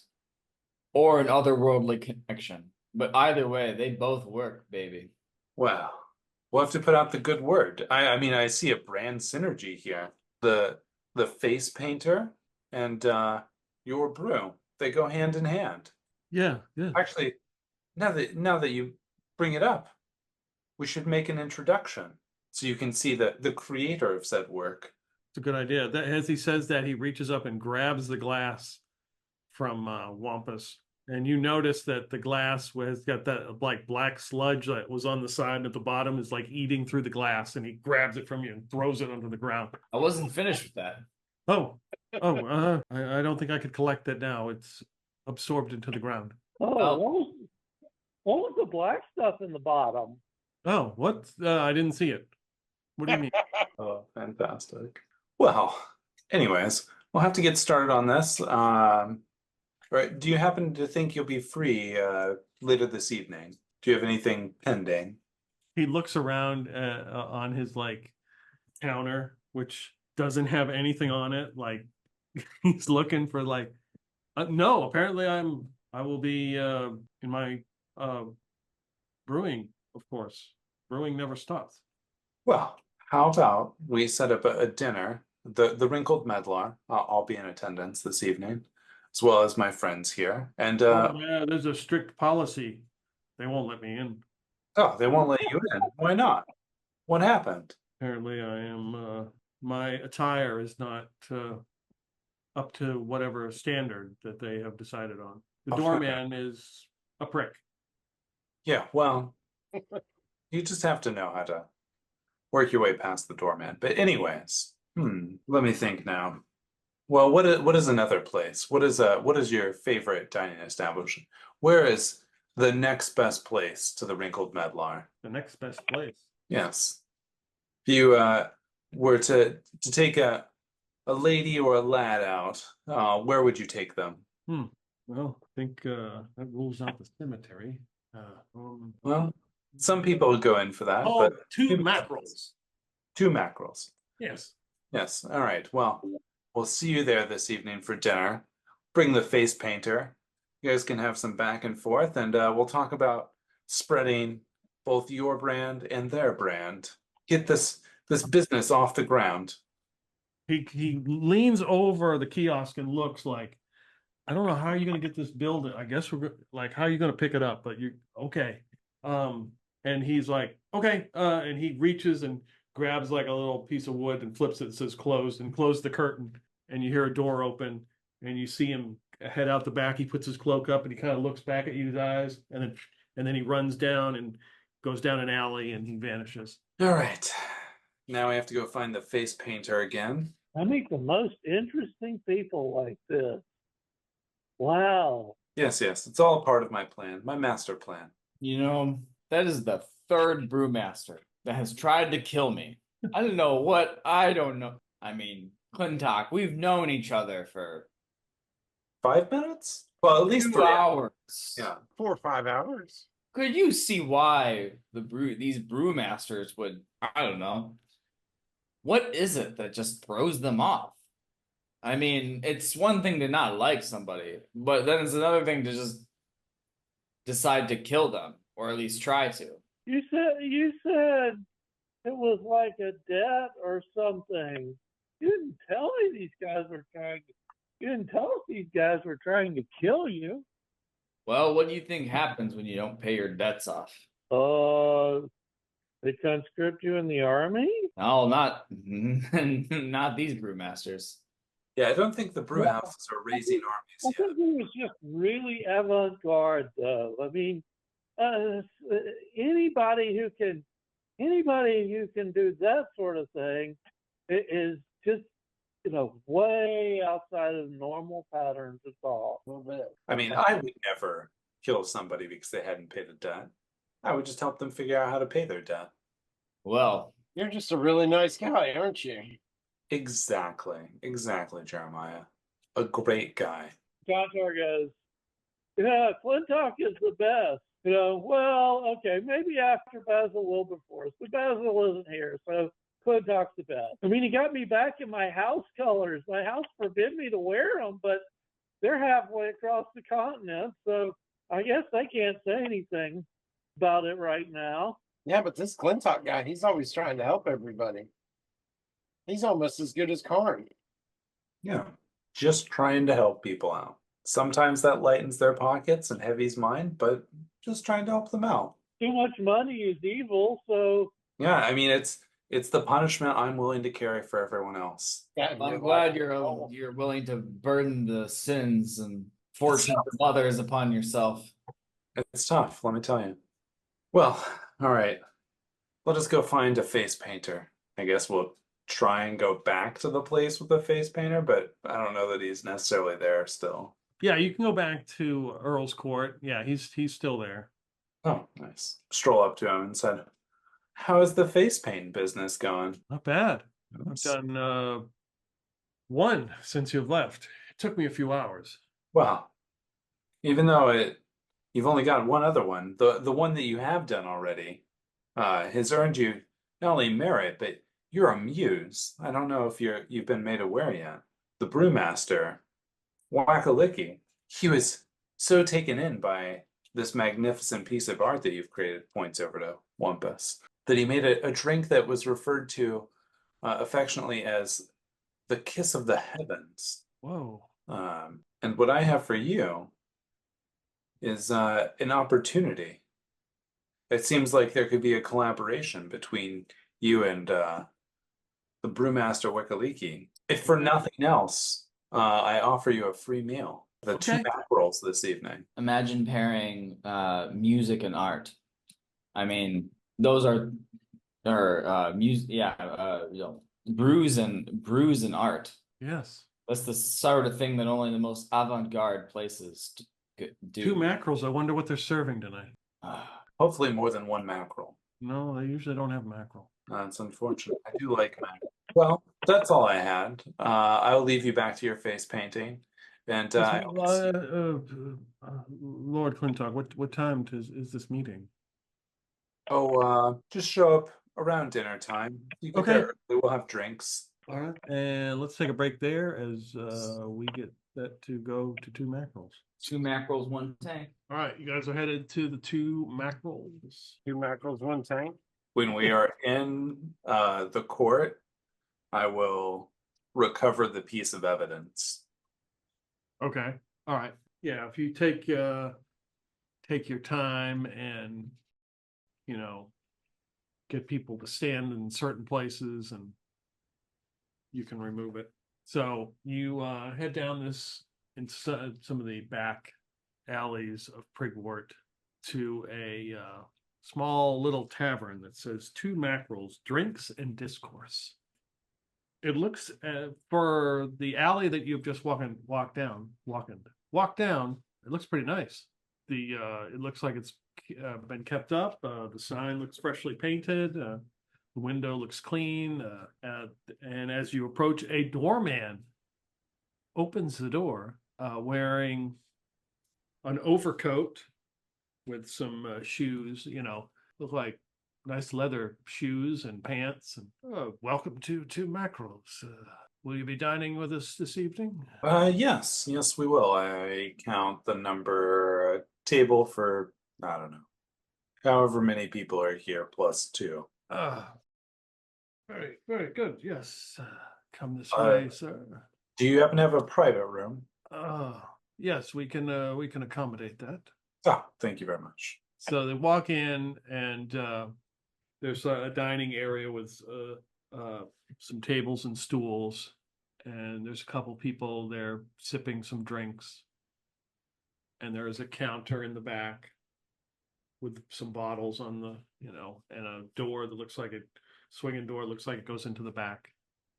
Bianco will be right with you, and kind of leads you past a curtain, and there's like a round table that he sits you at. Nice.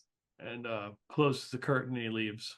The face painter, Clovis, arrives, all excited.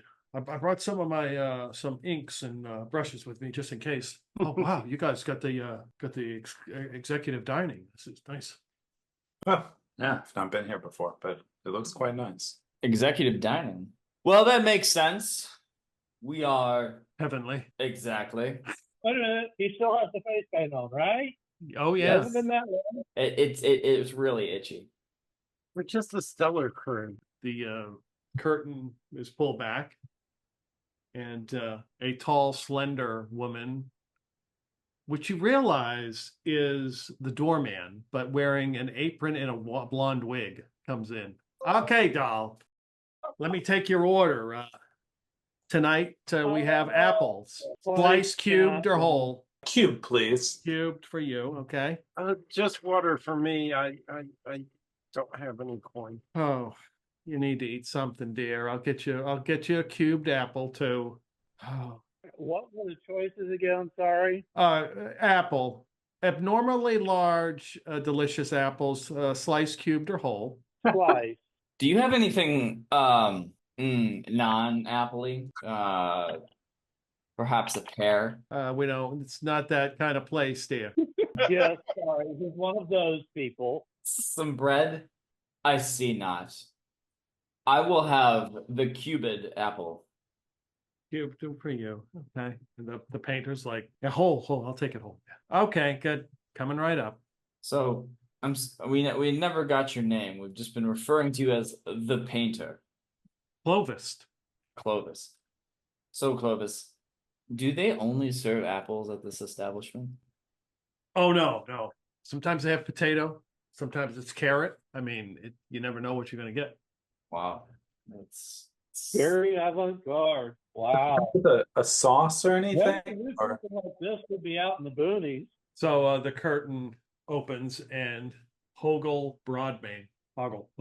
So he comes in. His hair is all like jacked up, and it looks like he looks like he was maybe wearing a cloak, and he handed it to probably the doorman or something. Gotcha. And he comes in and with his bags under his eyes, and he's like wide-eyed, and he's like grabs a chair. Oh man, yeah. Don't worry, I already ordered. I took the sliced. Well, Mr. Wakelyke, here is your muse. Wow. Okay. Yeah, this is the guy. Oh, nice. Okay. Clovis, show him the goods. You are the good. You mean the paints? Yeah, of course. I mean, what else? You are the goods. It's your face. Yeah, he shows him his paints and brushes he brought. As you can see, lots of colors. Yeah. Masterfully applied. Clovis, imagine Mr. Wakelyke's, each of his distinguished beers being paired with one of your distinguished paintings. A feast for both body and mind. Wow. Can we do that? I believe you can. I believe it's possible. And I'm happy to help make it a reality.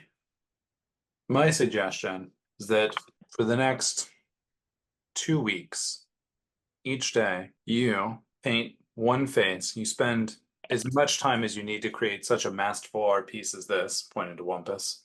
And then, Hogel, you gaze upon this visage, whatever this creation is, and you make a unique brew for that day. And Hogel is sticking his finger in the paints and licking them. And then you leave the marketing to me and my team. We'll get the word out for whatever the new brew of the day is. And well, I think I've got a man for the job as far as who you'll be painting every day. My man here, I think, would happily volunteer for such a thing. Would you like to be the canvas? Are you talking to Wampus? Yeah. But that canvas has already been used, and he looks at John Tor and Jeremiah and is like, those are blank canvases right there. Oh. But I'm gonna have to wash this off at some point. You Why? see, it'll turn my pillow purple and gold, and then most of it will rub off, and it will no longer mirror its intentions. It'll be a distasteful afterthought. So I'll have to wash it off while it is still before at least going to bed. And then I'll have a blank canvas in the morning. Unless you have something more permanent. But I'm not currently looking for something more permanent until I've had a few different Iterations ideas to choose from. Okay. Then again, Jeremiah and John Tor are perfectly acceptable. They look like they're ready to have their lives turned upside down. What? I mean, you want me to paint my face? I mean, everybody's doing it. Well, if everybody was jumping off a bridge, would you jump off? Maybe there's something good at the bottom of that bridge. I learned better than that phrase when I was 14? Yeah, 14. What bridge did you jump off of, John Tor? Oh, no, it's the everybody's doing it, so you should do it thing. Yes. That I was continuing with the metaphor, John Tor. Keep up. Oh, well, yeah, well, that was my whiskey phase. You can drink a lot more before you wind up in a puddle of your own vomit and in your neighbor's house. See. Yeah, that does make sense. I stick to wine mostly myself, but I do make exemptions, pointing to Lord the brewmaster. Clovest is, I guess I could do one a day. Okay. Yeah, and I mean, I don't mean to intrude here, but in exchange, this business partnership, you'll each get a cut of the profits of the sale of the brew, and also of the face painting. And as the marketing coordinator, and my team here, we'll also ask for a cut of the sales. I think, I don't know, 25, and then you guys can split the difference. With a difference of 25? No. The other 75% left over. You guys can decide amongst yourselves, but I think 25% is a meaningful but tangible fee. They seem to agree. They both kind of look at each other and nod, kind of like that makes sense. Now, whether they actually know what they're agreeing to, who knows? Yeah. And then the apples are brought out on plates as you have requested. I love it. I'm going to try, and I don't really have much of anything else to talk to them about except for to get them absolutely trashed. And I will pretend to be drinking a lot, but not drinking at all. Okay. Yeah, you're just drinking, and then they're just drinking, and yeah, they're the face painter doesn't take long. Hoggle, it takes him a while, like 2 hours, 3 hours in. He's kind of, you feel he's a little bit drunk enough that he can't walk home on his own. Yeah, you probably have to carry the face painter because he is just like passed out. Good. How are the apples, by the way? Oh, excellent. Oh, Hoggle, of course, reaches into his pocket and pulls out something in a glass shaker and shakes it on there. He's like, paprika? Don't Oh, mind if I do. On an apple. When in Rome. John Tor looks around. Isn't that a type of apple? No. And then he says, saffron? Yes, please. I hear that's really expensive. Where'd you get it? I have my ways. And then he pulls out another one. Cayenne pepper? Oh, cayenne, too spicy for me. I think I'm good with the paprika. I think I could use some cayenne pepper. John Tor's going to try the saffron. Okay. Yeah. So you put it on your apple and eat it. And like I said, you can order another one if you want. At some point during the night, they serve some kind of liquor here. So it's late. It's very late. And the painter has passed out. And Hoggle is just sitting there, like nodding off and occasionally licking the paints that have been set on the table by the painter. Well, best be getting you two home. Yeah. I mean, I've got to be brewing soon. Oh, yes. Do you ever stop? Never stop, ever. Never ever. Work ethic. Yeah, I'm trying to do stuff. All right, let's get you back to your home kiosk. Pour him into his kiosk. I gotta go home. Yes. Let's get you home. Jeremiah, why don't you take the painter home? Okay, the painter's already sleeping, isn't he? Well, He's yes. passed out. Yeah. He needs some assistance, it appears. Actually, on second thought, maybe you need John Tor as well. So we can carry him in between us. Yes. One arm over each shoulder. Be a little easier than carrying him yourself, I suspect, Jeremiah. I mean, I can carry him on my own. I like try to get him up in the fireman's carry. Well, just in case you get tired, John Tor, I'm sure, will be happy to help. Wampus, why don't you and I take Hoggle back to his place? All right, here you go. Comment only. You're totally going to plant the evidence, aren't you? Let's get you going, Hoggle. Oh, yeah. John Tor's clueless, so yeah, of course he'll help Jeremiah take the painter back. So the painter sort of comes to every once in a while, and you roam around Prigwort, and you pass somebody singing, like outside of someone's window, like a second story window, singing to them. Is it a love song? You would guess it is. Yeah, it is definitely a love song. I wonder if that's going to work for him. I don't know. Where does this guy live again? Thought you knew where he lived. Oh, crap. Yep. I mean, we were there, weren't we? I mean, yeah, he was at Earl's court. Yeah, eventually he leads you to this small little house. That's it. I need my paints. And then he looks at Jeremiah. You look like you could use some paint work, some face paint. I can do it right now. No, it'll be okay. We'll do that tomorrow. Tomorrow. Tomorrow. You look so much better if your face is painted. Probably. It doesn't take much to make me look better than I already look. Yeah, I wasn't going to say anything earlier, but yeah, you hit like every rung on the ladder going down, man. Well, oh, what's that? You fell. I'm so sorry I didn't catch you. Here, let me help you into the house. And I put my boot. Okay, yeah. All right, yeah. He's just laying on the floor. Doors open. Just leave him laying there. All right. And you guys leave. Okay, so No, John Tor didn't get insulted, and he understands how bad it is to wake up in the wrong house.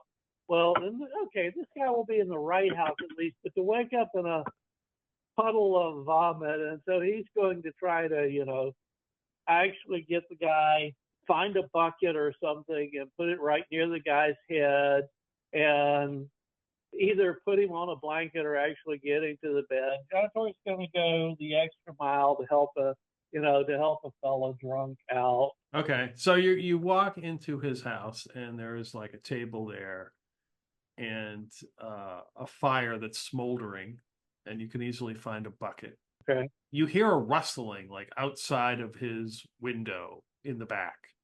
Like somebody ran into some bushes or shrubs or something. Uh-oh. Yeah. Okay, well, that's bizarre. We have to investigate that, right? Yeah, gotta figure out what's going on. I go to investigate. Jeremiah Yeah. goes to investigate. Jeremiah's gonna die. All right, so you're going around the outside of the house. Yep. You said there was a fire going. Can I find something to light to make a torch or something?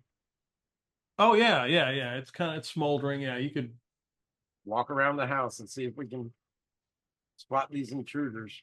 So you kind of scoot around the small little house, and behind there, you see that there's like these bushes or stuff have grown up like right around the back, like it hasn't been trimmed. And about 20 yards away are some patches of trees, and you can hear some like whispering coming from it, and then some giggles. Does it sound like youthful voices, maybe? Sound like youthful? No. If I was to describe it, it would sound bestial giggling. Uh-oh. I don't exactly shout, but I say in the most commanding I can muster. Who's out there? And you hear some more whispers. And then kind of like breaking out of the bushes of these like clumps of trees, you see some kind of figure. It looks like 7 feet tall. Uh-oh. On 2 legs, and it's carrying what looks to be a body, probably like a torso with like 1 arm, but you really can't see much other than that, other than it's big, and it runs away. It's not coming towards you. It's like running off behind the trees. It's like vanishes as it maniacally laughs, giggles some more. Okay, I look around. Is this a full moon? No, there is a little bit of moonlight coming down, but Okay, here's your first lesson in how to survive Karn. See that? That's something he would rush toward. So I need to chase it down? You figure out how to go the other way. So I don't go chasing it down? No. You don't go chasing the maniacal, obviously killer something in the middle of the night without at least the whole group to back you up. Because apparently if you stick around with this group, you'll figure it out. They'll attack anything if they're together, but some of them learn better when they're a little apart. Well, I wanted to be just like Karn. Fine, we can go tell the guards and help them track it down. It is their town. They need to know. You have to follow the local law too. Okay, if you say so. You know better than I do. But I mean, that thing was up to no good. That's why we have to go find the guards and get them on it. And then under his breath, besides which it'll give the guard captain something else to do besides go after Clintok. That's a good thought. I'd take a quick look around. Do any of the other homes nearby look like they've been doors left open, windows broken, anything like that? Just in quick eye shot.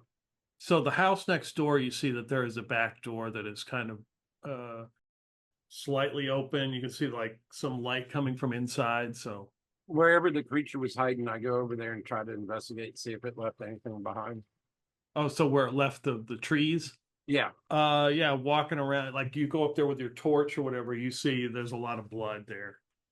Okay. We got some place that we can bring the city guard to and say, hey, here, we saw this and there's a bunch of blood here. Investigate.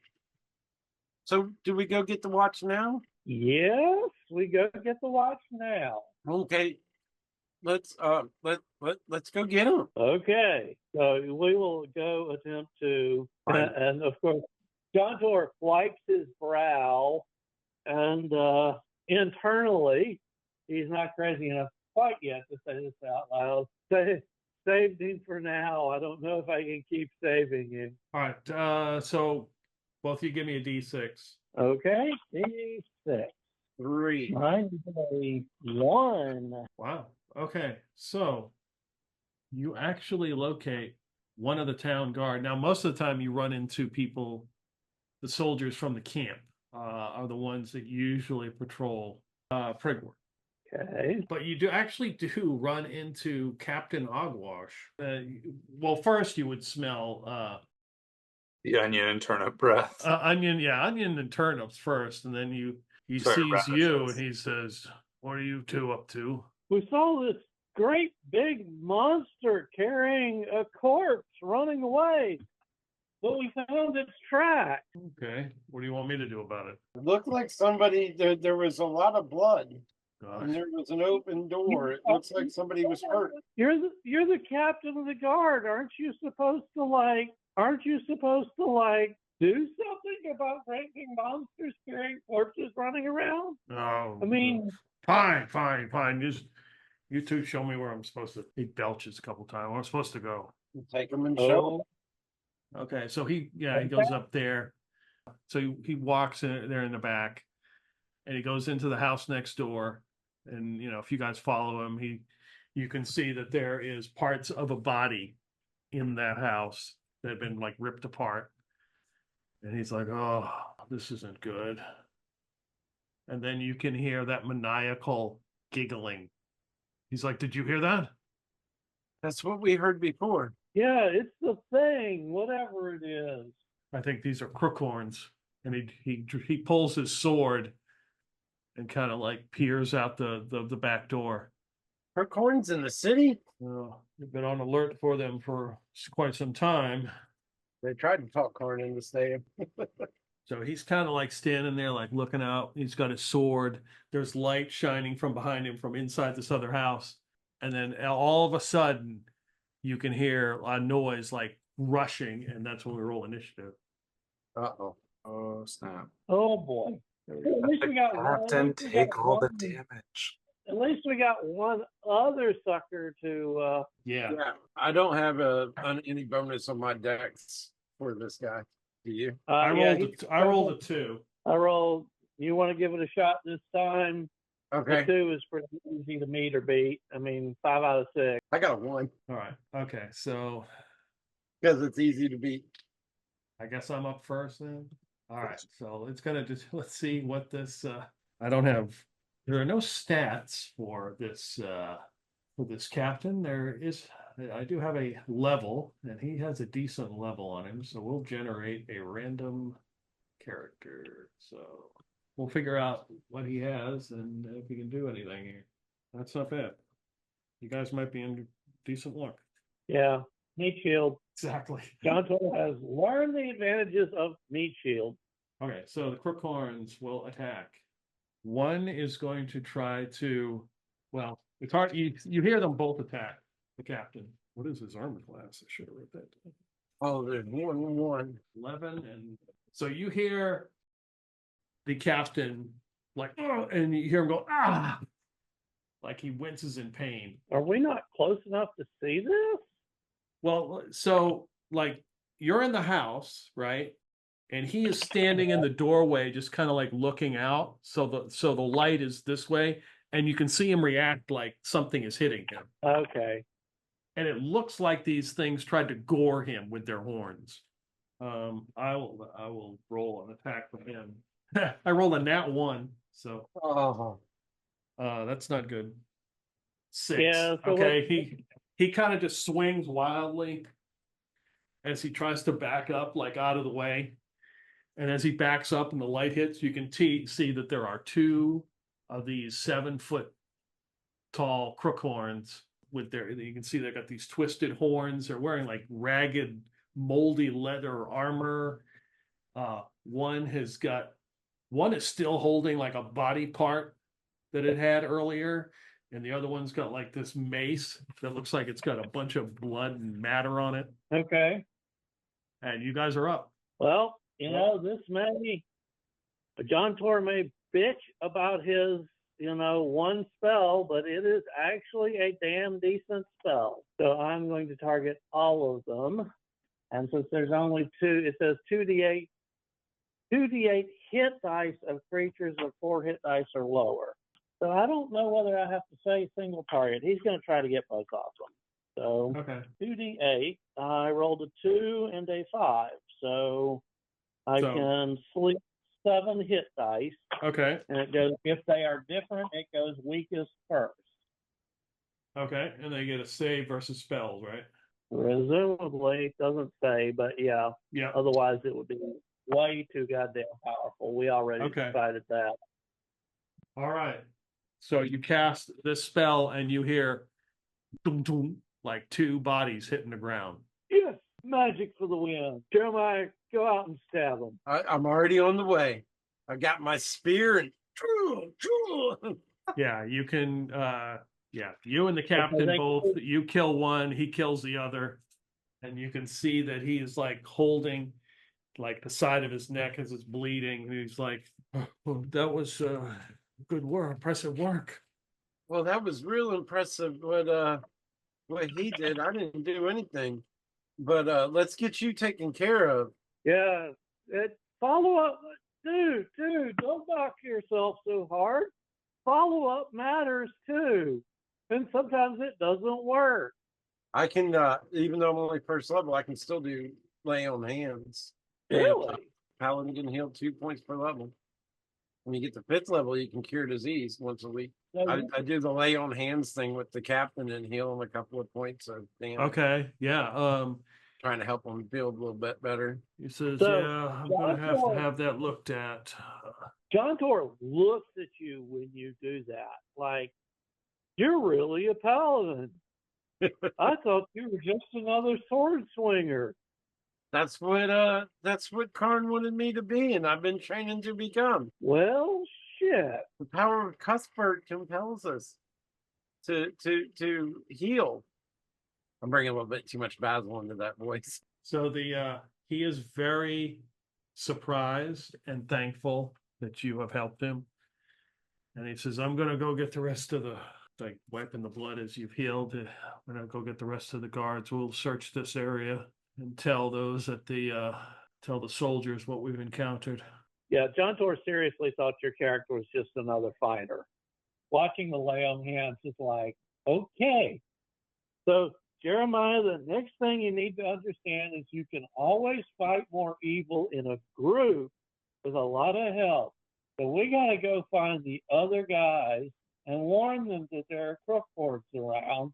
And we can kill a lot, if they're here, we can kill a lot more of them with the other guys around. Does that make sense? If you say so, that makes sense to me. I mean, I didn't want to have to fight just now. But, all the fighting that I'm used to doing is always... aren't you? Well, all the fighting that I've done before in the past has been, when I had a bunch of my friends and we'd set on somebody unsuspecting and hit them with clubs. I mean, fighting with these things is different. Damn straight. These things are dangerous. So I'm real good with the idea of let's go get some more people to help us. I mean, someday I'll be as strong as Karn and I'll be able to do what he does.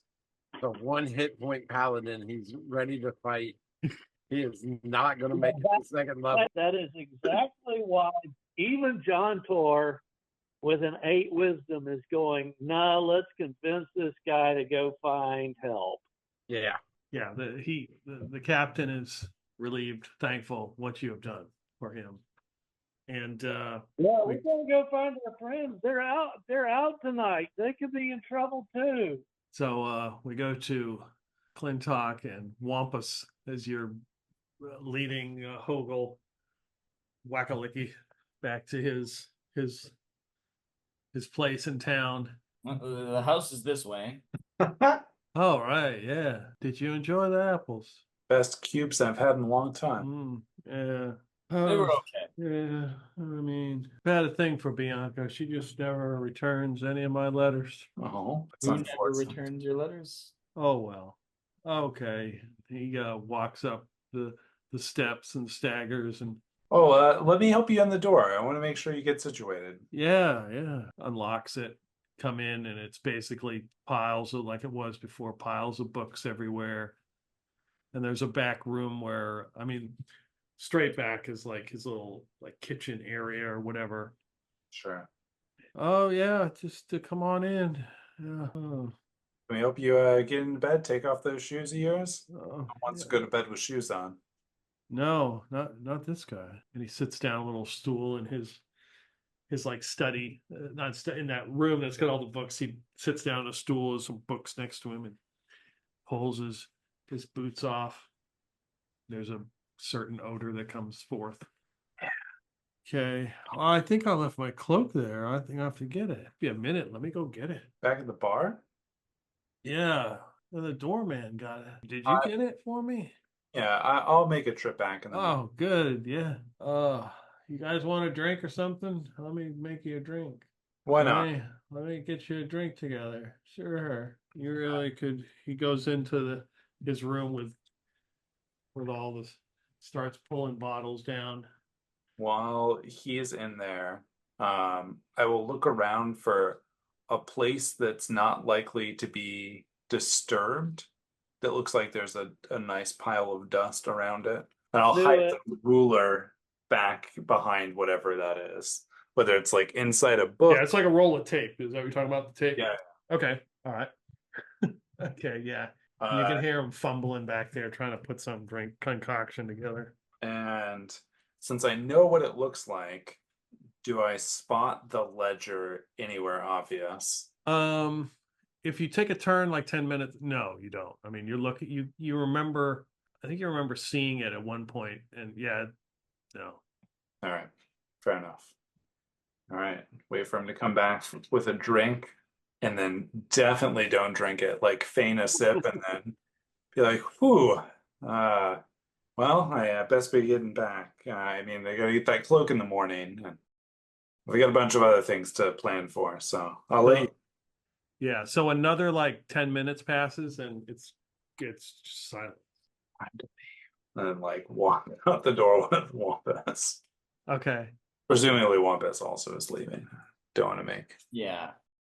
As after we walk out, very clever. You had the ruler the whole time. Yeah, I mean I stashed it. I was waiting for the right opportunity, and yeah, tomorrow night I believe the guard will be attending to some other affairs while hopefully we manage to do something else. Sorry, Wampus, I realize now, I'm swearing you to secrecy. Anything that you've seen or heard, I'll let you know that, well, the privilege of being in this group is that you'll make a lot of money. The downside is that you will not have to say a word to anyone. Oh, that's fine with me. All right. Zipping my mouth and being quiet is two things I'm very good at. All right then. Very loudly in the middle of the night. Yeah. Yeah. Very loudly in the middle of the night, right? You'll get along great. Let's go back and see if we can find our friends. So about this money. Mm-hmm. You said there's going to be a lot of it.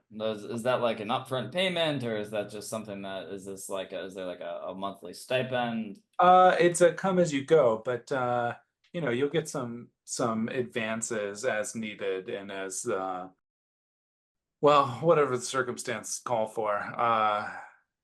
To the point, we should get you some better clothes. Not to mean that your current clothes are bad, but you want to put on airs. Of course. I think I could buy myself out of my current situation. Oh, interesting. With about 500 gold. 500, you say?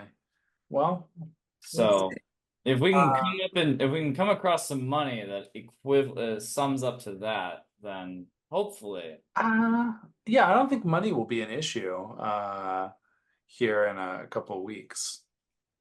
Very, very good. I think this will be a beautiful partnership. I think so too. And that's beyond the face paint. Beyond the face paint. Okay. That sounds like a documentary, a Prigwort docuseries. Beyond the face paint. That'll be the one they make after these events happen. Yeah. All right. So yeah, if you go to search for your friends, at some point you will run across some of the guards. Yeah, and if we run across you said the soldiers from the camp were more likely patrollers. Yeah. Obviously, if we run across those, we're going to tell them what happened too. Crookhorns in the town. If you don't believe us, confirm with the guard captain. There's at least a couple of people already dead, that sort of thing. Oh yeah, they will absolutely. Yeah, they don't question you. There's Crookhorn corpses too now, so. Yeah, they don't question. They immediately make their way. And there are soldiers kind of roaming through Prigwort. That's what you guys would encounter, Wampus and Clintok, as you eventually would meet up and then head back, I would guess, to the Clashed Antler, to your cottage, to go back and rest for the next day. Sounds good. All right, so the next day has arrived, and it is the 18th of Simswald. It is windy and cold. Anything you're going to do before the festivities? Well, on the way to the festivities, well, before the carriage arrives. No. The carriage is going to make a stop at the jail, or wherever I think the captain will be, Okay. to give him some information. Okay. Oh, Because the the Order of fast- Saint Sedge was the ones who, the soldiers who come out that are really patrolling town. So, yeah, if you were to look for the captain, he would be like in the middle of town. Okay. And if Ogsbody asks why we're looking for the captain, I'll say, well, I have it on good information that I know part of the crime of who stole your ledger and your ingredients, and making sure that the captain has said that he'll keep it discreet. But I figured I'd stop by and let him know. It's much too much to get my hands dirty in this matter. So, yeah, as you greet him, he is wearing your fashionable array, of course, with his his pink mink coat and his asparagus boots, and he picks you up, and he is all aboard this plan to catch this person as you roam through the center of town, and tell the captain of the guard, who's just kind of like, there's actually, you hadn't really seen him at all, but he is out and about. He looks at you suspiciously, but notices, your retinue of Jeremiah and John Tor, and sort of acknowledges them, and isn't as dismissive of you as you pull up in this Carriage of some sort. carriage. Yes, in this carriage. So, Lord Clintok, what do you have? Well, you asked me if I had any information. I said that I would happily try and track some down for you. But I mean, you said that you were uninterested in me, like, taking a part in the investigation. But I did learn yesterday on good authority that I think I know at least one of the people. I know not whether it was the swine or the beret wearer. But I do believe that if you search the property of one Wakelyke, or I think that's just his brew house's name. I can't remember his actual last name. Rodbane, something like that. Yeah.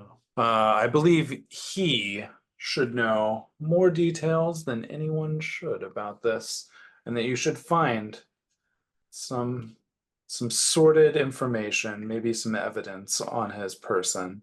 I think he's connected to a series of crimes going on in this community recently. Wampus, did you wash off all the face paint? He would have, yeah. Okay. All right.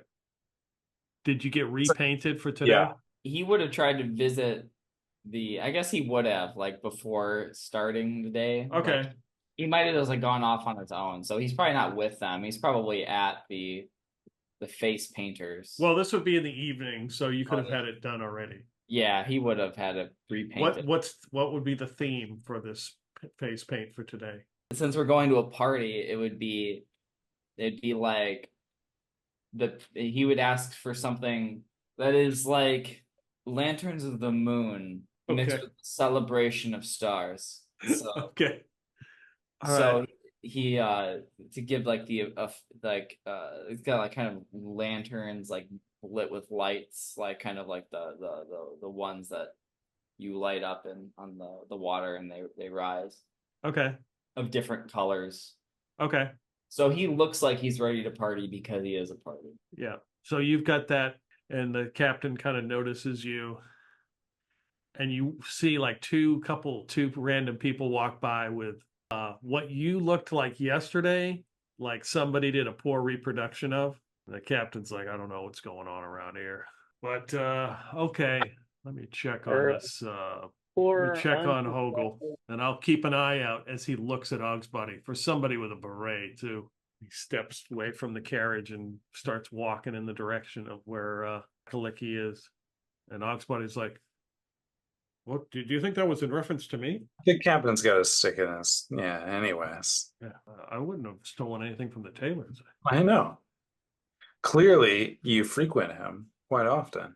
Well, I do have items procured. I've had them for a while. Oh, and the rumors of Crookhorns in town. No rumors. We fought and killed two of the dastardly things last night. Oh, good for you. I feel much better now. Put my spear to one myself. Of course, it was already laying on the ground, but Still, well, maybe without Karn here, we are okay. All Well, right. He'll be back in due time. Don't you worry. Karn gets a lot of help from his friends. All right. So you arrive at Daphne Halthwidden's. It's a 2-story structure. There's some shrubbery. There's no gate or fence, a stone walk, crimson double doors with the crest, and a door knocker that is a beer stein. Door knocker, that's a beer stuff. I want that door knocker. So you are greeted by Daphne in her tiger skin doublet and her beehive hairdo with her long pants and sandals, and she kind of like greets Ogsbody. Lord Clintok. Oh, I see you brought your retinue. You seem to have new associates. Yes, Lord Ogsbody here invited us to this wonderful meal this evening. Oh, how she gives you a side look. How nice of him. Yes. Of course, if you would all remove your shoes, of course, I'll provide you with some slippers to wear. It is a house tradition. Oh, Ogsbody's like, how thoughtful. oh. I give him a gentle nudge and I say, just go with it. Oh, okay. And he sits down and begins to unlace the asparagus boots, one lace at a time, very slowly and meticulously, like pulling and then doing this, pulling, doing this. Yeah. 10 minutes later, he takes one boot off, and the aroma is not of stench. It smells of rosemary. Oh, intriguing. Wow, that's bizarre. And then he takes the other one off. And of course, his feet are immaculate, but they're also hairy. And he puts on the slippers. He says, "Oh, lambskin. This is nice." And she proceeds to like take you into a dining area where there is a long rectangular table, and you can smell peppered mutton. And there's also crushed walnuts and baked trout. Oh, And a big lime and raspberry cake in the middle. nice. His brews are there, the drinks that he his heavy hoppy ales. He's taken back by all that. Once we get escorted to the room, I'll take Wampus aside and say, "Well, this is how we make the money around here, Wampus. Wait around 30 minutes. Once we've all sat down and eating and people are chatting, they won't notice anyone gone from the table. Make yourself scarce and grab the boots, the hideous green ones on the way out. The ones that smell like rosemary? Yes, those that are shuffled underneath the cloak there. And take John Tor with you because he's been there before. And go back to Ogsbody's, and you should be able to find your way now with these fancy boots into his private sanctum, and take anything of value from there, and come back. Oh, I think I know exactly where that's at. Bring them back before anyone might notice them missing, and the dinner party will go off without a hitch. This sounds great. Wampus Slee, at your service. Good. I'll let you tell John Tor that he has to leave at some point. If he throws a fit, just tell him Clintok told him. And All right. you walking back and it's like, payday. All right.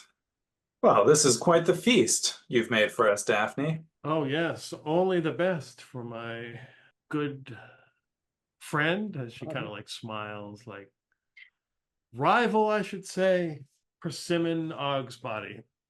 She takes a drink. Ah, yes. And she says, "Oh, I've got something for you to my latest concoction. Let's I need your expertise. Come back over here into the side room, Persimmon." And he walks over there. He's got a big plate of lime and raspberry cake that he's eating with his hands. Oh, yes. Let me surely I can help you. Fantastic.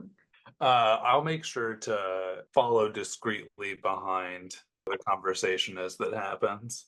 Okay, yeah, she's got some kind of brew and he kind of like tastes it and he's giving her his opinion of it. And she is doing her best to like act like she cares. Like, oh yes, delighted. She's sipping his brew, talking about this tastes just it's so robust. I can't seem to get this right. When you've always had the best brews in town, and she's best lathering this whole situation up.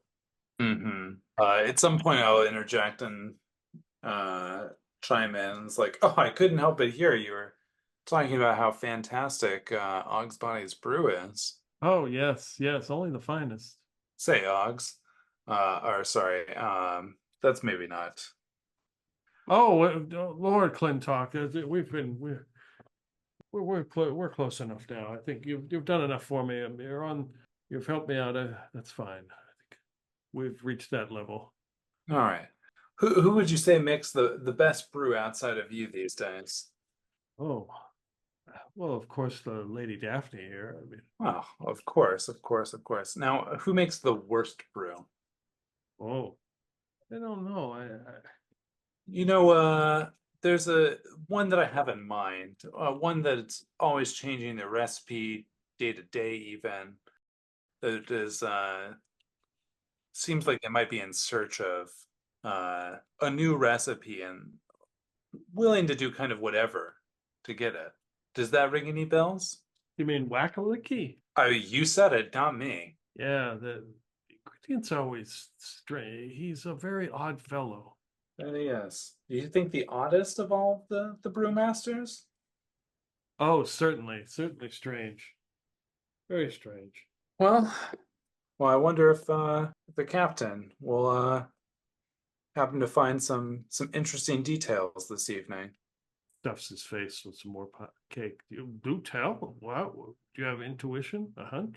Well, that Wakelyke just he seems to hop on each and every trend as soon as it comes up. It doesn't seem to, really focus on one thing. And the descriptor of the person who robbed the Taylor Brandywine the other night was wearing a beret, and I couldn't help but think to myself, well, I'm the only one in this town that wears berets. I mean, outside of you, and might I say, you wear it most eloquently. Oh yes. Yeah. But I mean, I've heard that Brandywine there has decided to make a line of berets. So my guess is that Hogel there saw my beret and he knew that he had to have it, so he went out and stole one from Brandybile, and that's when he got caught. Well, he had an accomplice, clearly, who got turned into a pig of sorts. Who knows what happened to him? My guess is that same urge to be at the cutting edge but be incapable of actually achieving it himself led him not only to steal my fashion sense, but also to steal your recipes. Oh my. And he looks at her, at Daphne, like, and she goes, "Oh my God, that happened? That's terrible." Oh, I've said too much. Oh no. Sorry. No, we're in good company. No. See, Daphne, things were stolen from my party. I don't know if you knew this. Oh, I had no idea. It's terrible. Well, thankfully, we're here amongst just friends this evening, so nothing of the sort could possibly happen here. He says as he, well after he has relayed the instructions for exactly something of the sort to happen. Yes. Oh well. All right, so you two slip away Yeah, with the basically, boots. as soon as they start going into the other room, Yeah. Wampus would approach Jontor. Yeah. Yep. We have a job to do. We're to take those asparagus green pretty boots and use them to get into Lord Ogsbody's secret lair room and to find anything of value and take it. This from Clintok? Sounds like Clintok. It is indeed a Clintok contraption. I've even got a good excuse. I mean, we're technically his servants, and usually, I mean, in high society, the servants don't eat with the masters. So we'll just act like we should be eating somewhere else, and then use that as a way to slip away. Well, it is fine if you see yourself as a servant, but I can assure you that I am no such thing. But regardless, it is, we can use the guise. It's just an excuse to slip away, dude. Don't get all done up about it. And he just kind of huffs, and then it's like, all right, let's be quick about it. He would take as much food, because this is not just apples. There is a variety of things here, and he would just make sure to grab some to go. Right, real food. Yeah, so that's our excuse. Is it's not like she wanted us there anyway. We're unexpected invites anyway, is my understanding. Jeremiah, we're stepping out for a bit. Oh, that's right. We have to deal with oh God, another paladin. Jontor is so happy that Orion has actually started showing him by example how to work around the paladin, because Jontor could not come up with these ideas on his own. Well, it helps that Karn's dumb. High wisdom, low intelligence. Yes. Jeremiah, you gonna go with them? Do they ask him to? Wampus would leave that up to Jontor, since he knows Jeremiah better than Jontor Jeremiah. Jeremiah was sort of eyeball Wampus and go, Paladin, no. We're stepping out for a bit, Jeremiah. Get some fresh air. Yeah, we're gonna miss all this good food. We're just feeling a little, flatulent, and we don't want to pollute the house with it. Gonna miss out on all the good food. You go ahead. I'm gonna stay and eat. We gotta be polite to our hosts and not, stink up the house on them. You understand, right? I understand. You can have the whatever's on my plate, and you see that there's nothing on his plate. Lovely. Yeah, thanks. Real generous, mother. I mean, what's it gonna be next? Whatever's in my cup, and you look empty, at his right? cup, it's empty. Yeah. I'll remember that. All right, so you head out to Ogsbody. It's a fenced-in front courtyard, and you make your way and open the gate and walk in, and the shrubbery has been destroyed, but it's been picked up, so everything's cleaned up. It looks like there used to be shrubbery here, but it's all been cut down, and there are some steps that lead up to the front door, and there are 2 security guards there with soldiers. Can we help you? Now, wait a minute. I've been there before, and Jontor would be thinking about a back way in, because he knows. He knows the back way. Yeah, the gatehouse that we learned about a couple times ago. Yeah, because Jontor was here when all those shenanigans at his place went down. So Jontor would not be headed for the front door if he could avoid it. If he thought there was a way to get. Okay. Because he knows better than to try to get in the front door. All right, it is at night, so give me a couple dex rolls. Okay, actually has a decent dex, 8, which is under the 14 dex he has. Okay, that's a fail. So I'm gonna use my hustle point. Okay. All right, 6. That's success. Okay, so you managed to like go around the side, climb over a little fence, and get close to where there's a gatehouse. And you can see there's some lights in the front, there's some lights in the back. There is a couple roaming guards that you can see walking the perimeter, but you can just see because they're holding a lantern, so it's obvious to see where they are. Okay. You know where this gatehouse is, right?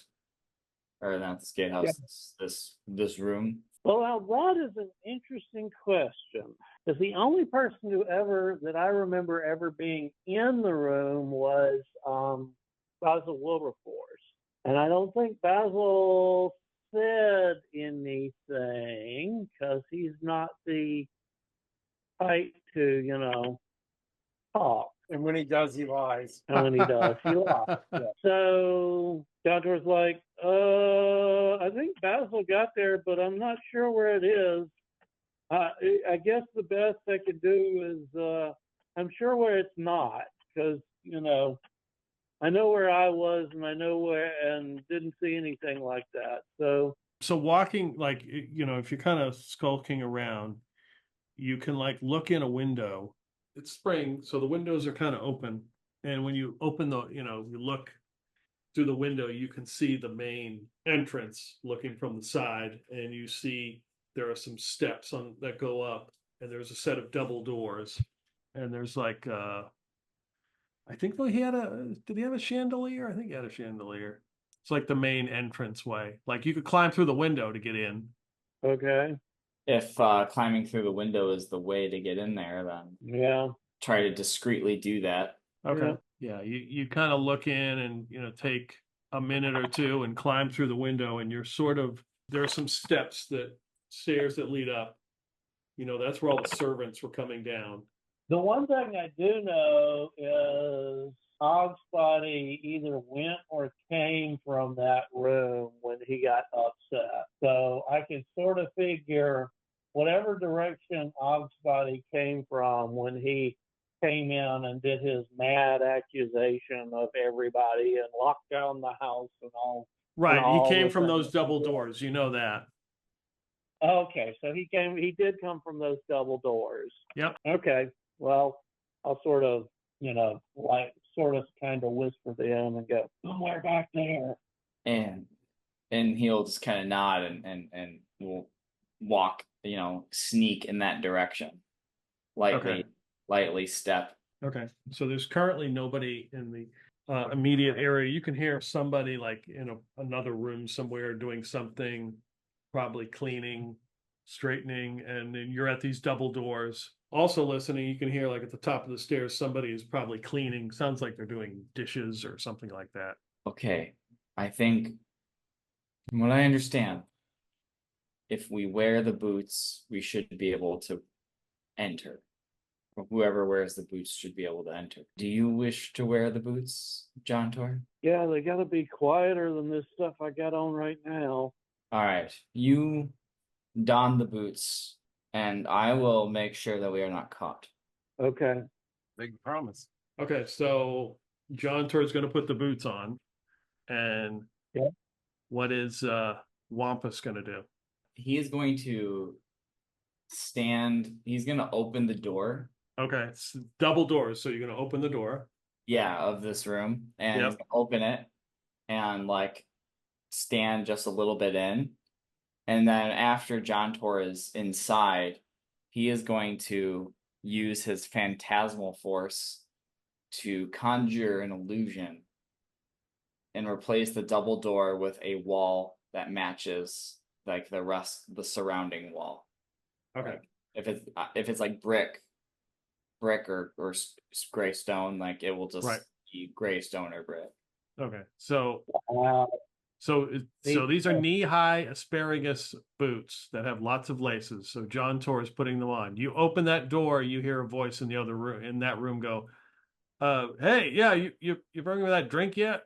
And it's like you open the door and peek in, and there's a room with a bunch of barrels, and there's like a crank. There's in the middle. Now we'll offset, and it's a room with a bunch of barrels, and there's somebody standing over near the crank going, "Did you hear me? Hey," kind of looking. Well, that sounds like a problem that sleep could solve. Okay. I mean, it's a new day. I've got my spells back. Hopefully, without him actually seeing me. All right. We will roll. We will make an initiative roll.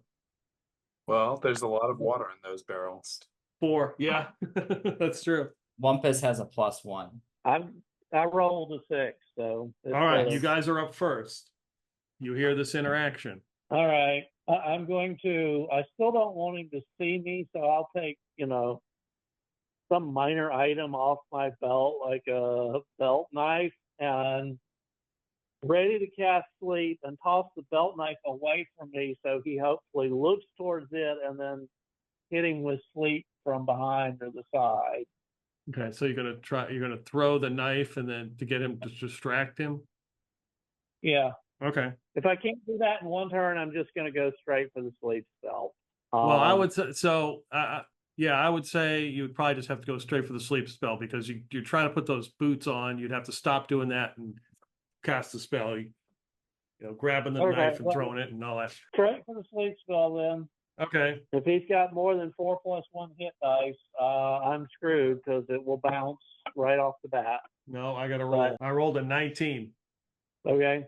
All right. And that's actually, I haven't used my hustle point. Can I use my hustle point Yep. to force him to reroll? Yeah, you can. Yep. All right. Hustle a 4. Nice. So roll me a d6. 4. Okay. So you hit him with that and he falls, but luckily he does not fall in that pit that has the lift.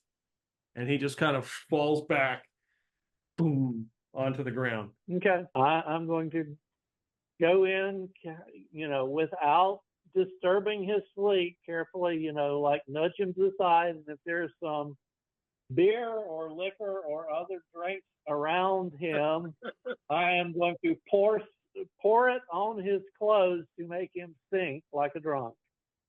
Okay. All right. What's Wampus doing? Does it look like there's anybody else in this room? Not at this moment. No. Okay. Does it look like there is like doors beyond? No. You enter this. If you immediately enter this room, there's some barrels. There's the guy who fell down, who was running the lift. The lift looks like it's been engaged. Like maybe there's somebody in the basement or whatever.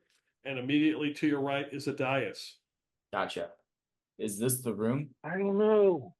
I wasn't here before. I will walk up to the dais with the boots and see if anything happens. And Okay. he's a magic user. He should hopefully maybe sort of kind of recognize magical objects.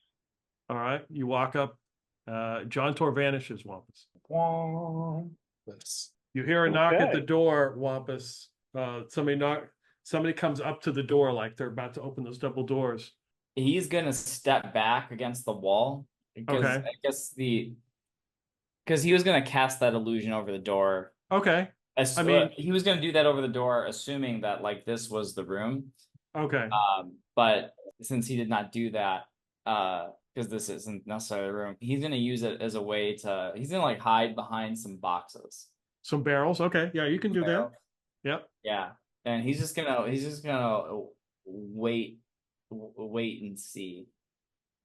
Yeah, the door opens and it's like somebody peeks their head in. It's like, thought I heard something. Hey, Fred, what's going on? Hey, Fred. And he kind of starts walking over to where the lift is and sees, looks like Fred there laying on the ground. Damn, wake up, you damn drunk. He starts kicking him. He's like, what are you talking about? You reek. Gosh, wait till Lord Ogsbody gets back, finds out this. Come on, get yourself together. Come on. Go change your clothes. I'll man the lift. And then you hear somebody from the basement, like, everything going okay up there? Yeah, fine. Fred's just drinking again. Damn it, Fred. He's like, well, I wasn't. Fine. And he, in a huff, leaves the room, doors closed. That's how that worked. All right, so John Tor, you vanish and then you reappear, obviously. In a small room. No, I wouldn't say that's a small room. Yeah, it's a It's like 40 by 70. Okay. And in this room, looks to be a bed that looks abnormally small for somebody of Persimmon Ogsbody's size. But there is a huge oversized quilt that is laying on it that's got the house emblem. There is a chest on the side that sort of glistens a yellow, like some sort of quartz or something, the way the light hits it. There is a desk that is made of some kind of fancy wood that's got like a tiger stripe in it, and then it is inlaid with rainbow colored jasper. Whoa. There are like some windows here. Puzzle Wilberforce wishes he were here. Yes, he does. There are some windows that have they look like they have etched runes on them. What exactly were we sent after? What words did Clintok use when he sent us after shit? Wampus would have told you anything valuable. Right. John Tor's thought right after Basil Wilberforce wishes he were here is, I wish Basil Wilberforce was here. He would know how to search this shit. Okay, but please continue. I have a small bed, huge quilt, chest that glistens like it's almost made out of some sort of rock, a really fancy desk, and windows with etched runes on them. Is that right? Yep. There is like a rack that looks like it's made out of ivory, where there is like 4 or 5 of those pink mink coats hanging up. Okay. Pink mink, really? Yeah, that's what he wears. Yeah. So it looks like he's got the same one. Okay. It's the man is tasteless. I had forgotten that detail. I mean, there's some trousers, a few pair of trousers, and some other ordinary boots, like his little sitting area. Okay, well, I'm going to start with the desk since I don't, hopefully, presumably, maybe sort of kind of the desk won't just be trapped. He knows better than to think the chest won't be trapped, but okay. I'm going to start with the desk and try to see what I find there quickly. There's some stationery with the house on it and some ink and quill. Swipe half the stationery. Okay. House stationery is useful for all sorts of forgery. Okay. Yes, Clintok, you taught him well. There's like 3 drawers. There's the main drawer, and there's 3 drawers to the side. Okay, main first. Okay. The main drawers, again, got some more stationery with some, looks like signet, like the rings used to stamp, they look like they have the house stamp on them. You would seal a letter or something. Signet ring. Thank you. Yes. Are there extras? Yeah, there's like 4 or 5 in here. Okay. I'm gonna again swipe one and take, if the others are in some sort of container, I'm gonna take one of them out and sort of toss it towards the back of the drawer. Like, maybe they got loose and somebody just hasn't found everyone if they actually realize they're gone. Is that it for the main drawer? Yep. Side drawers. Side drawers. The first one has looks like scraps of food that are all moldy that have been left in here. The second drawer is locked. Okay. If the second drawer is locked, if I completely take the first drawer out, is there a panel between the two? No, there isn't. Okay. Then sort of look first, no sticking the hand where I can't see, but, look first and then reach down and see what he can fish out. You realize you pull out like a stack, it looks like letters. Okay. And the drawer is full of letters, like 75 to 100 letters. Okay. Again, take a few, lift the stack, take a few out from underneath and drop the stack again, and then put the first drawer right back in where it was. Okay. So far, and as a matter of fact, time to think of it, I can replace some of the missing stationery on the desktop from stationery in the main drawer, and hopefully the loss will be overlooked. Assuming I even get out of here clean. And third drawer. Looks like a potion bottle. It's like a purplish color. It looks soapy almost. has like a soapy film to it. And etched on the bottle is like an angry face. Like, it's got the eyebrows and Okay. So it's either like a berserker potion or it's an actual, trapped being. Okay. Coming with me, wrap it in a piece of stationery so it's hopefully less likely to break if shit goes down. And guess what? That leaves, let's see. Guess what? That leaves the chest. I will actually take the signet ring I picked up. Well, first of all, is it obviously locked? I mean, is there a lock on it? Okay, so walking up to the chest, you walk up to it and you realize around the chest, it looks uneven, like the floor moves. Oh, okay. Yeah, not good. You said it was a small bed. I know exactly what I'm going to do. I am going to literally pick up the bed. Okay. And very carefully if there's enough room, lower it so that 2 of the feet of the bed are right next to the chest and 2 are outside of the danger area of the floor. So I can literally use the bed to go over the danger area. And if there's not enough room to do that, if the placement is bad, I got a different idea. So when you go to like place the bed, the 2 front legs near the front of the chest, and then back over against the area of the floor that looks like it moves. Yeah. The front, the chest and the whole floor begin to tilt down like this. Almost like it's on a pendulum or something. Oh. Okay. So, I mean, you say begin to tilt down, but I mean, does it keep going if I keep the weight there? Yeah, it will push all the way down. You can realize the chest doesn't move, like it's locked into place. Okay. So it's like this with the chest down here, right? Mhm. Sort of bastard fucker. Why can't I have a fly spell? I think that's All next. right. Yeah. And the chest can't move, so I can't shove it off the air. As the chest is fixed to the floor, so I can't shove it off the area. Can I put the bed on a sort of, a stable area and then tie the quilt up like a, turn the quilt into a rope, roll it up, turn it into a rope, and sort of use the quilt to rappel down to the chest? Okay, yeah, I'll let you do that. Yeah, you can. Yeah, the quilt is definitely big enough. Yeah. With lots of grumping about, I've seen Basil Wilberforce go up a wall that was slick as glass. Why isn't he here? Why did I get stuck with the thieves' job? Since I no longer have a hand free, I'm going to put the signet ring on a pinky or other finger that will fit, just in case this chest is keyed to the signet.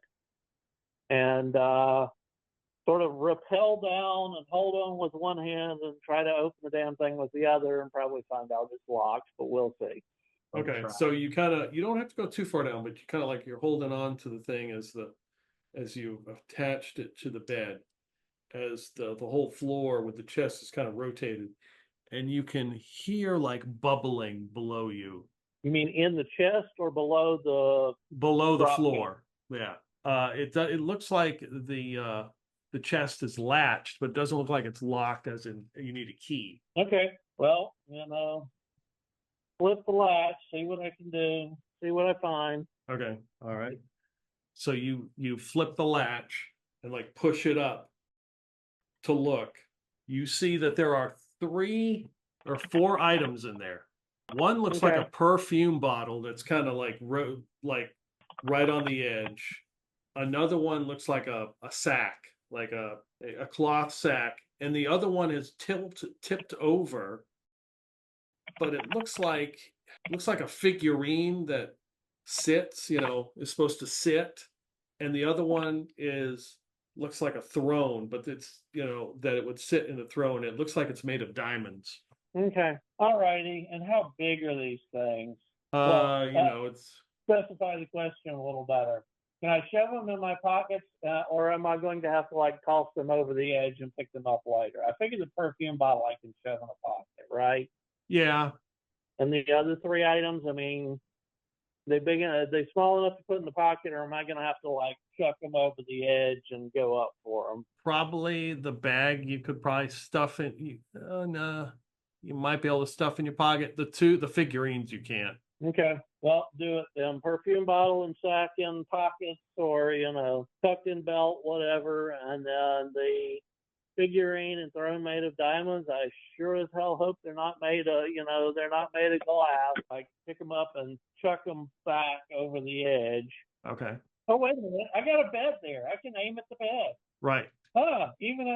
We're back to the adventure game. All right. Yeah, you grab the stuff. Like you got to kind of like, push with one hand, like grab the stuff and like throw it. Yeah, toss it. You toss the figurines onto the bed. The figurine and the throne looks like some kind of chair onto the bed. All righty, and then sort of carefully work my way back up and move everything roughly back in location. I mean, I don't want it obvious when somebody walks in that, shit has gone down. But open the sack quickly. Is the sack big enough to take the figurine and the throne-like thing? So you got the perfume bottle. When you come back and the two things are on the bed, you grab the sack and you realize there's also, you're hit with all these smells, like an assortment hits you, and you see that looks like a bunch of spices, but they're all combined, like they're not separated. It's a spice mix. Yeah, and some of the seeds and stuff of the stuff is glowing, and it's overwhelming when you smell it. Okay, well, still, is there room in there for the figurine and the throne, or am I going to have to improvise? No, there's no room in there for these two things. The figurine stands like, I don't know, like it's like 10 inches tall, and it's sitting. It's made of some sort of black, like jet material. That's okay, I got it. Okay, getting a visual prop. So here's what I'm going to do. One pink mink coat. I'm going to put the figurine and the throne on the top, fold up the bottom, and then use the arms of the coat to tie the arms around themselves as a easy to carry bundle. Okay. All right. So you explained how do you do that? Are you putting them together, or are you putting them separate? Oh, great. Yeah, I know shit's going down, but he wouldn't think of that. He would put them all in the same pile to make it easy to carry. Okay. So yes, put the throne, put the figurine, and then if shit happens, shit happens. Okay. So you realize that you look at the throne, it's made out of like a diamond. It is massive. And you put the figurine made of this jet, like almost like coal material on it. And in a poof, standing before you is now this crystal-like throne in this room with this black obsidian demon with red eyes staring at you with smoke coming out its horns and saying, "What is your request?" And we can stop right there. Wow. Great. Just imagine if Basil hadn't left and this was Basil doing all of this. Yeah, well, John Tor is going to be probably really fucking boring because he's not thinking, wealth and riches. He's thinking GTFO. Get the frack out. Well, a good idea would be to have the demon get you out of there with all the goodies. I'm gonna try to think of something, but yes, that was his exact first thought is, oh shit, get me out of here. But he's going, he's got a crap wisdom, but he has a good intelligence. So if he's going to actually put up, request something of a demonic figure, he's actually going to try to think of the wording before he opens his mouth. Might be a thought. That's why I play him as an idiot, because he's got an 8 wisdom and social skills. What the frack is that? Actually, now that I look at it, his N is only average, but his N is average, and he is a magic user. Requests of demons. Okay, maybe I better think a minute on that one. Yeah. Gotta be smart. Cool. All right. Well, appreciate you guys hanging in there. Yeah. Yeah. Thanks for running. Okay. All right. Thank you much. All right. Take care. Yeah, I know. Let's go.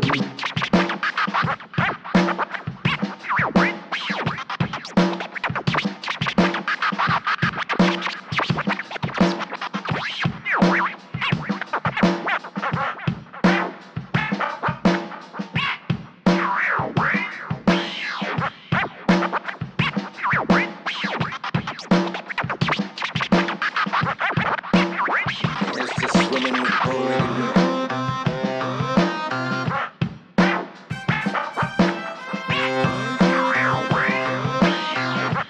Here's to swimming with bow-legged women.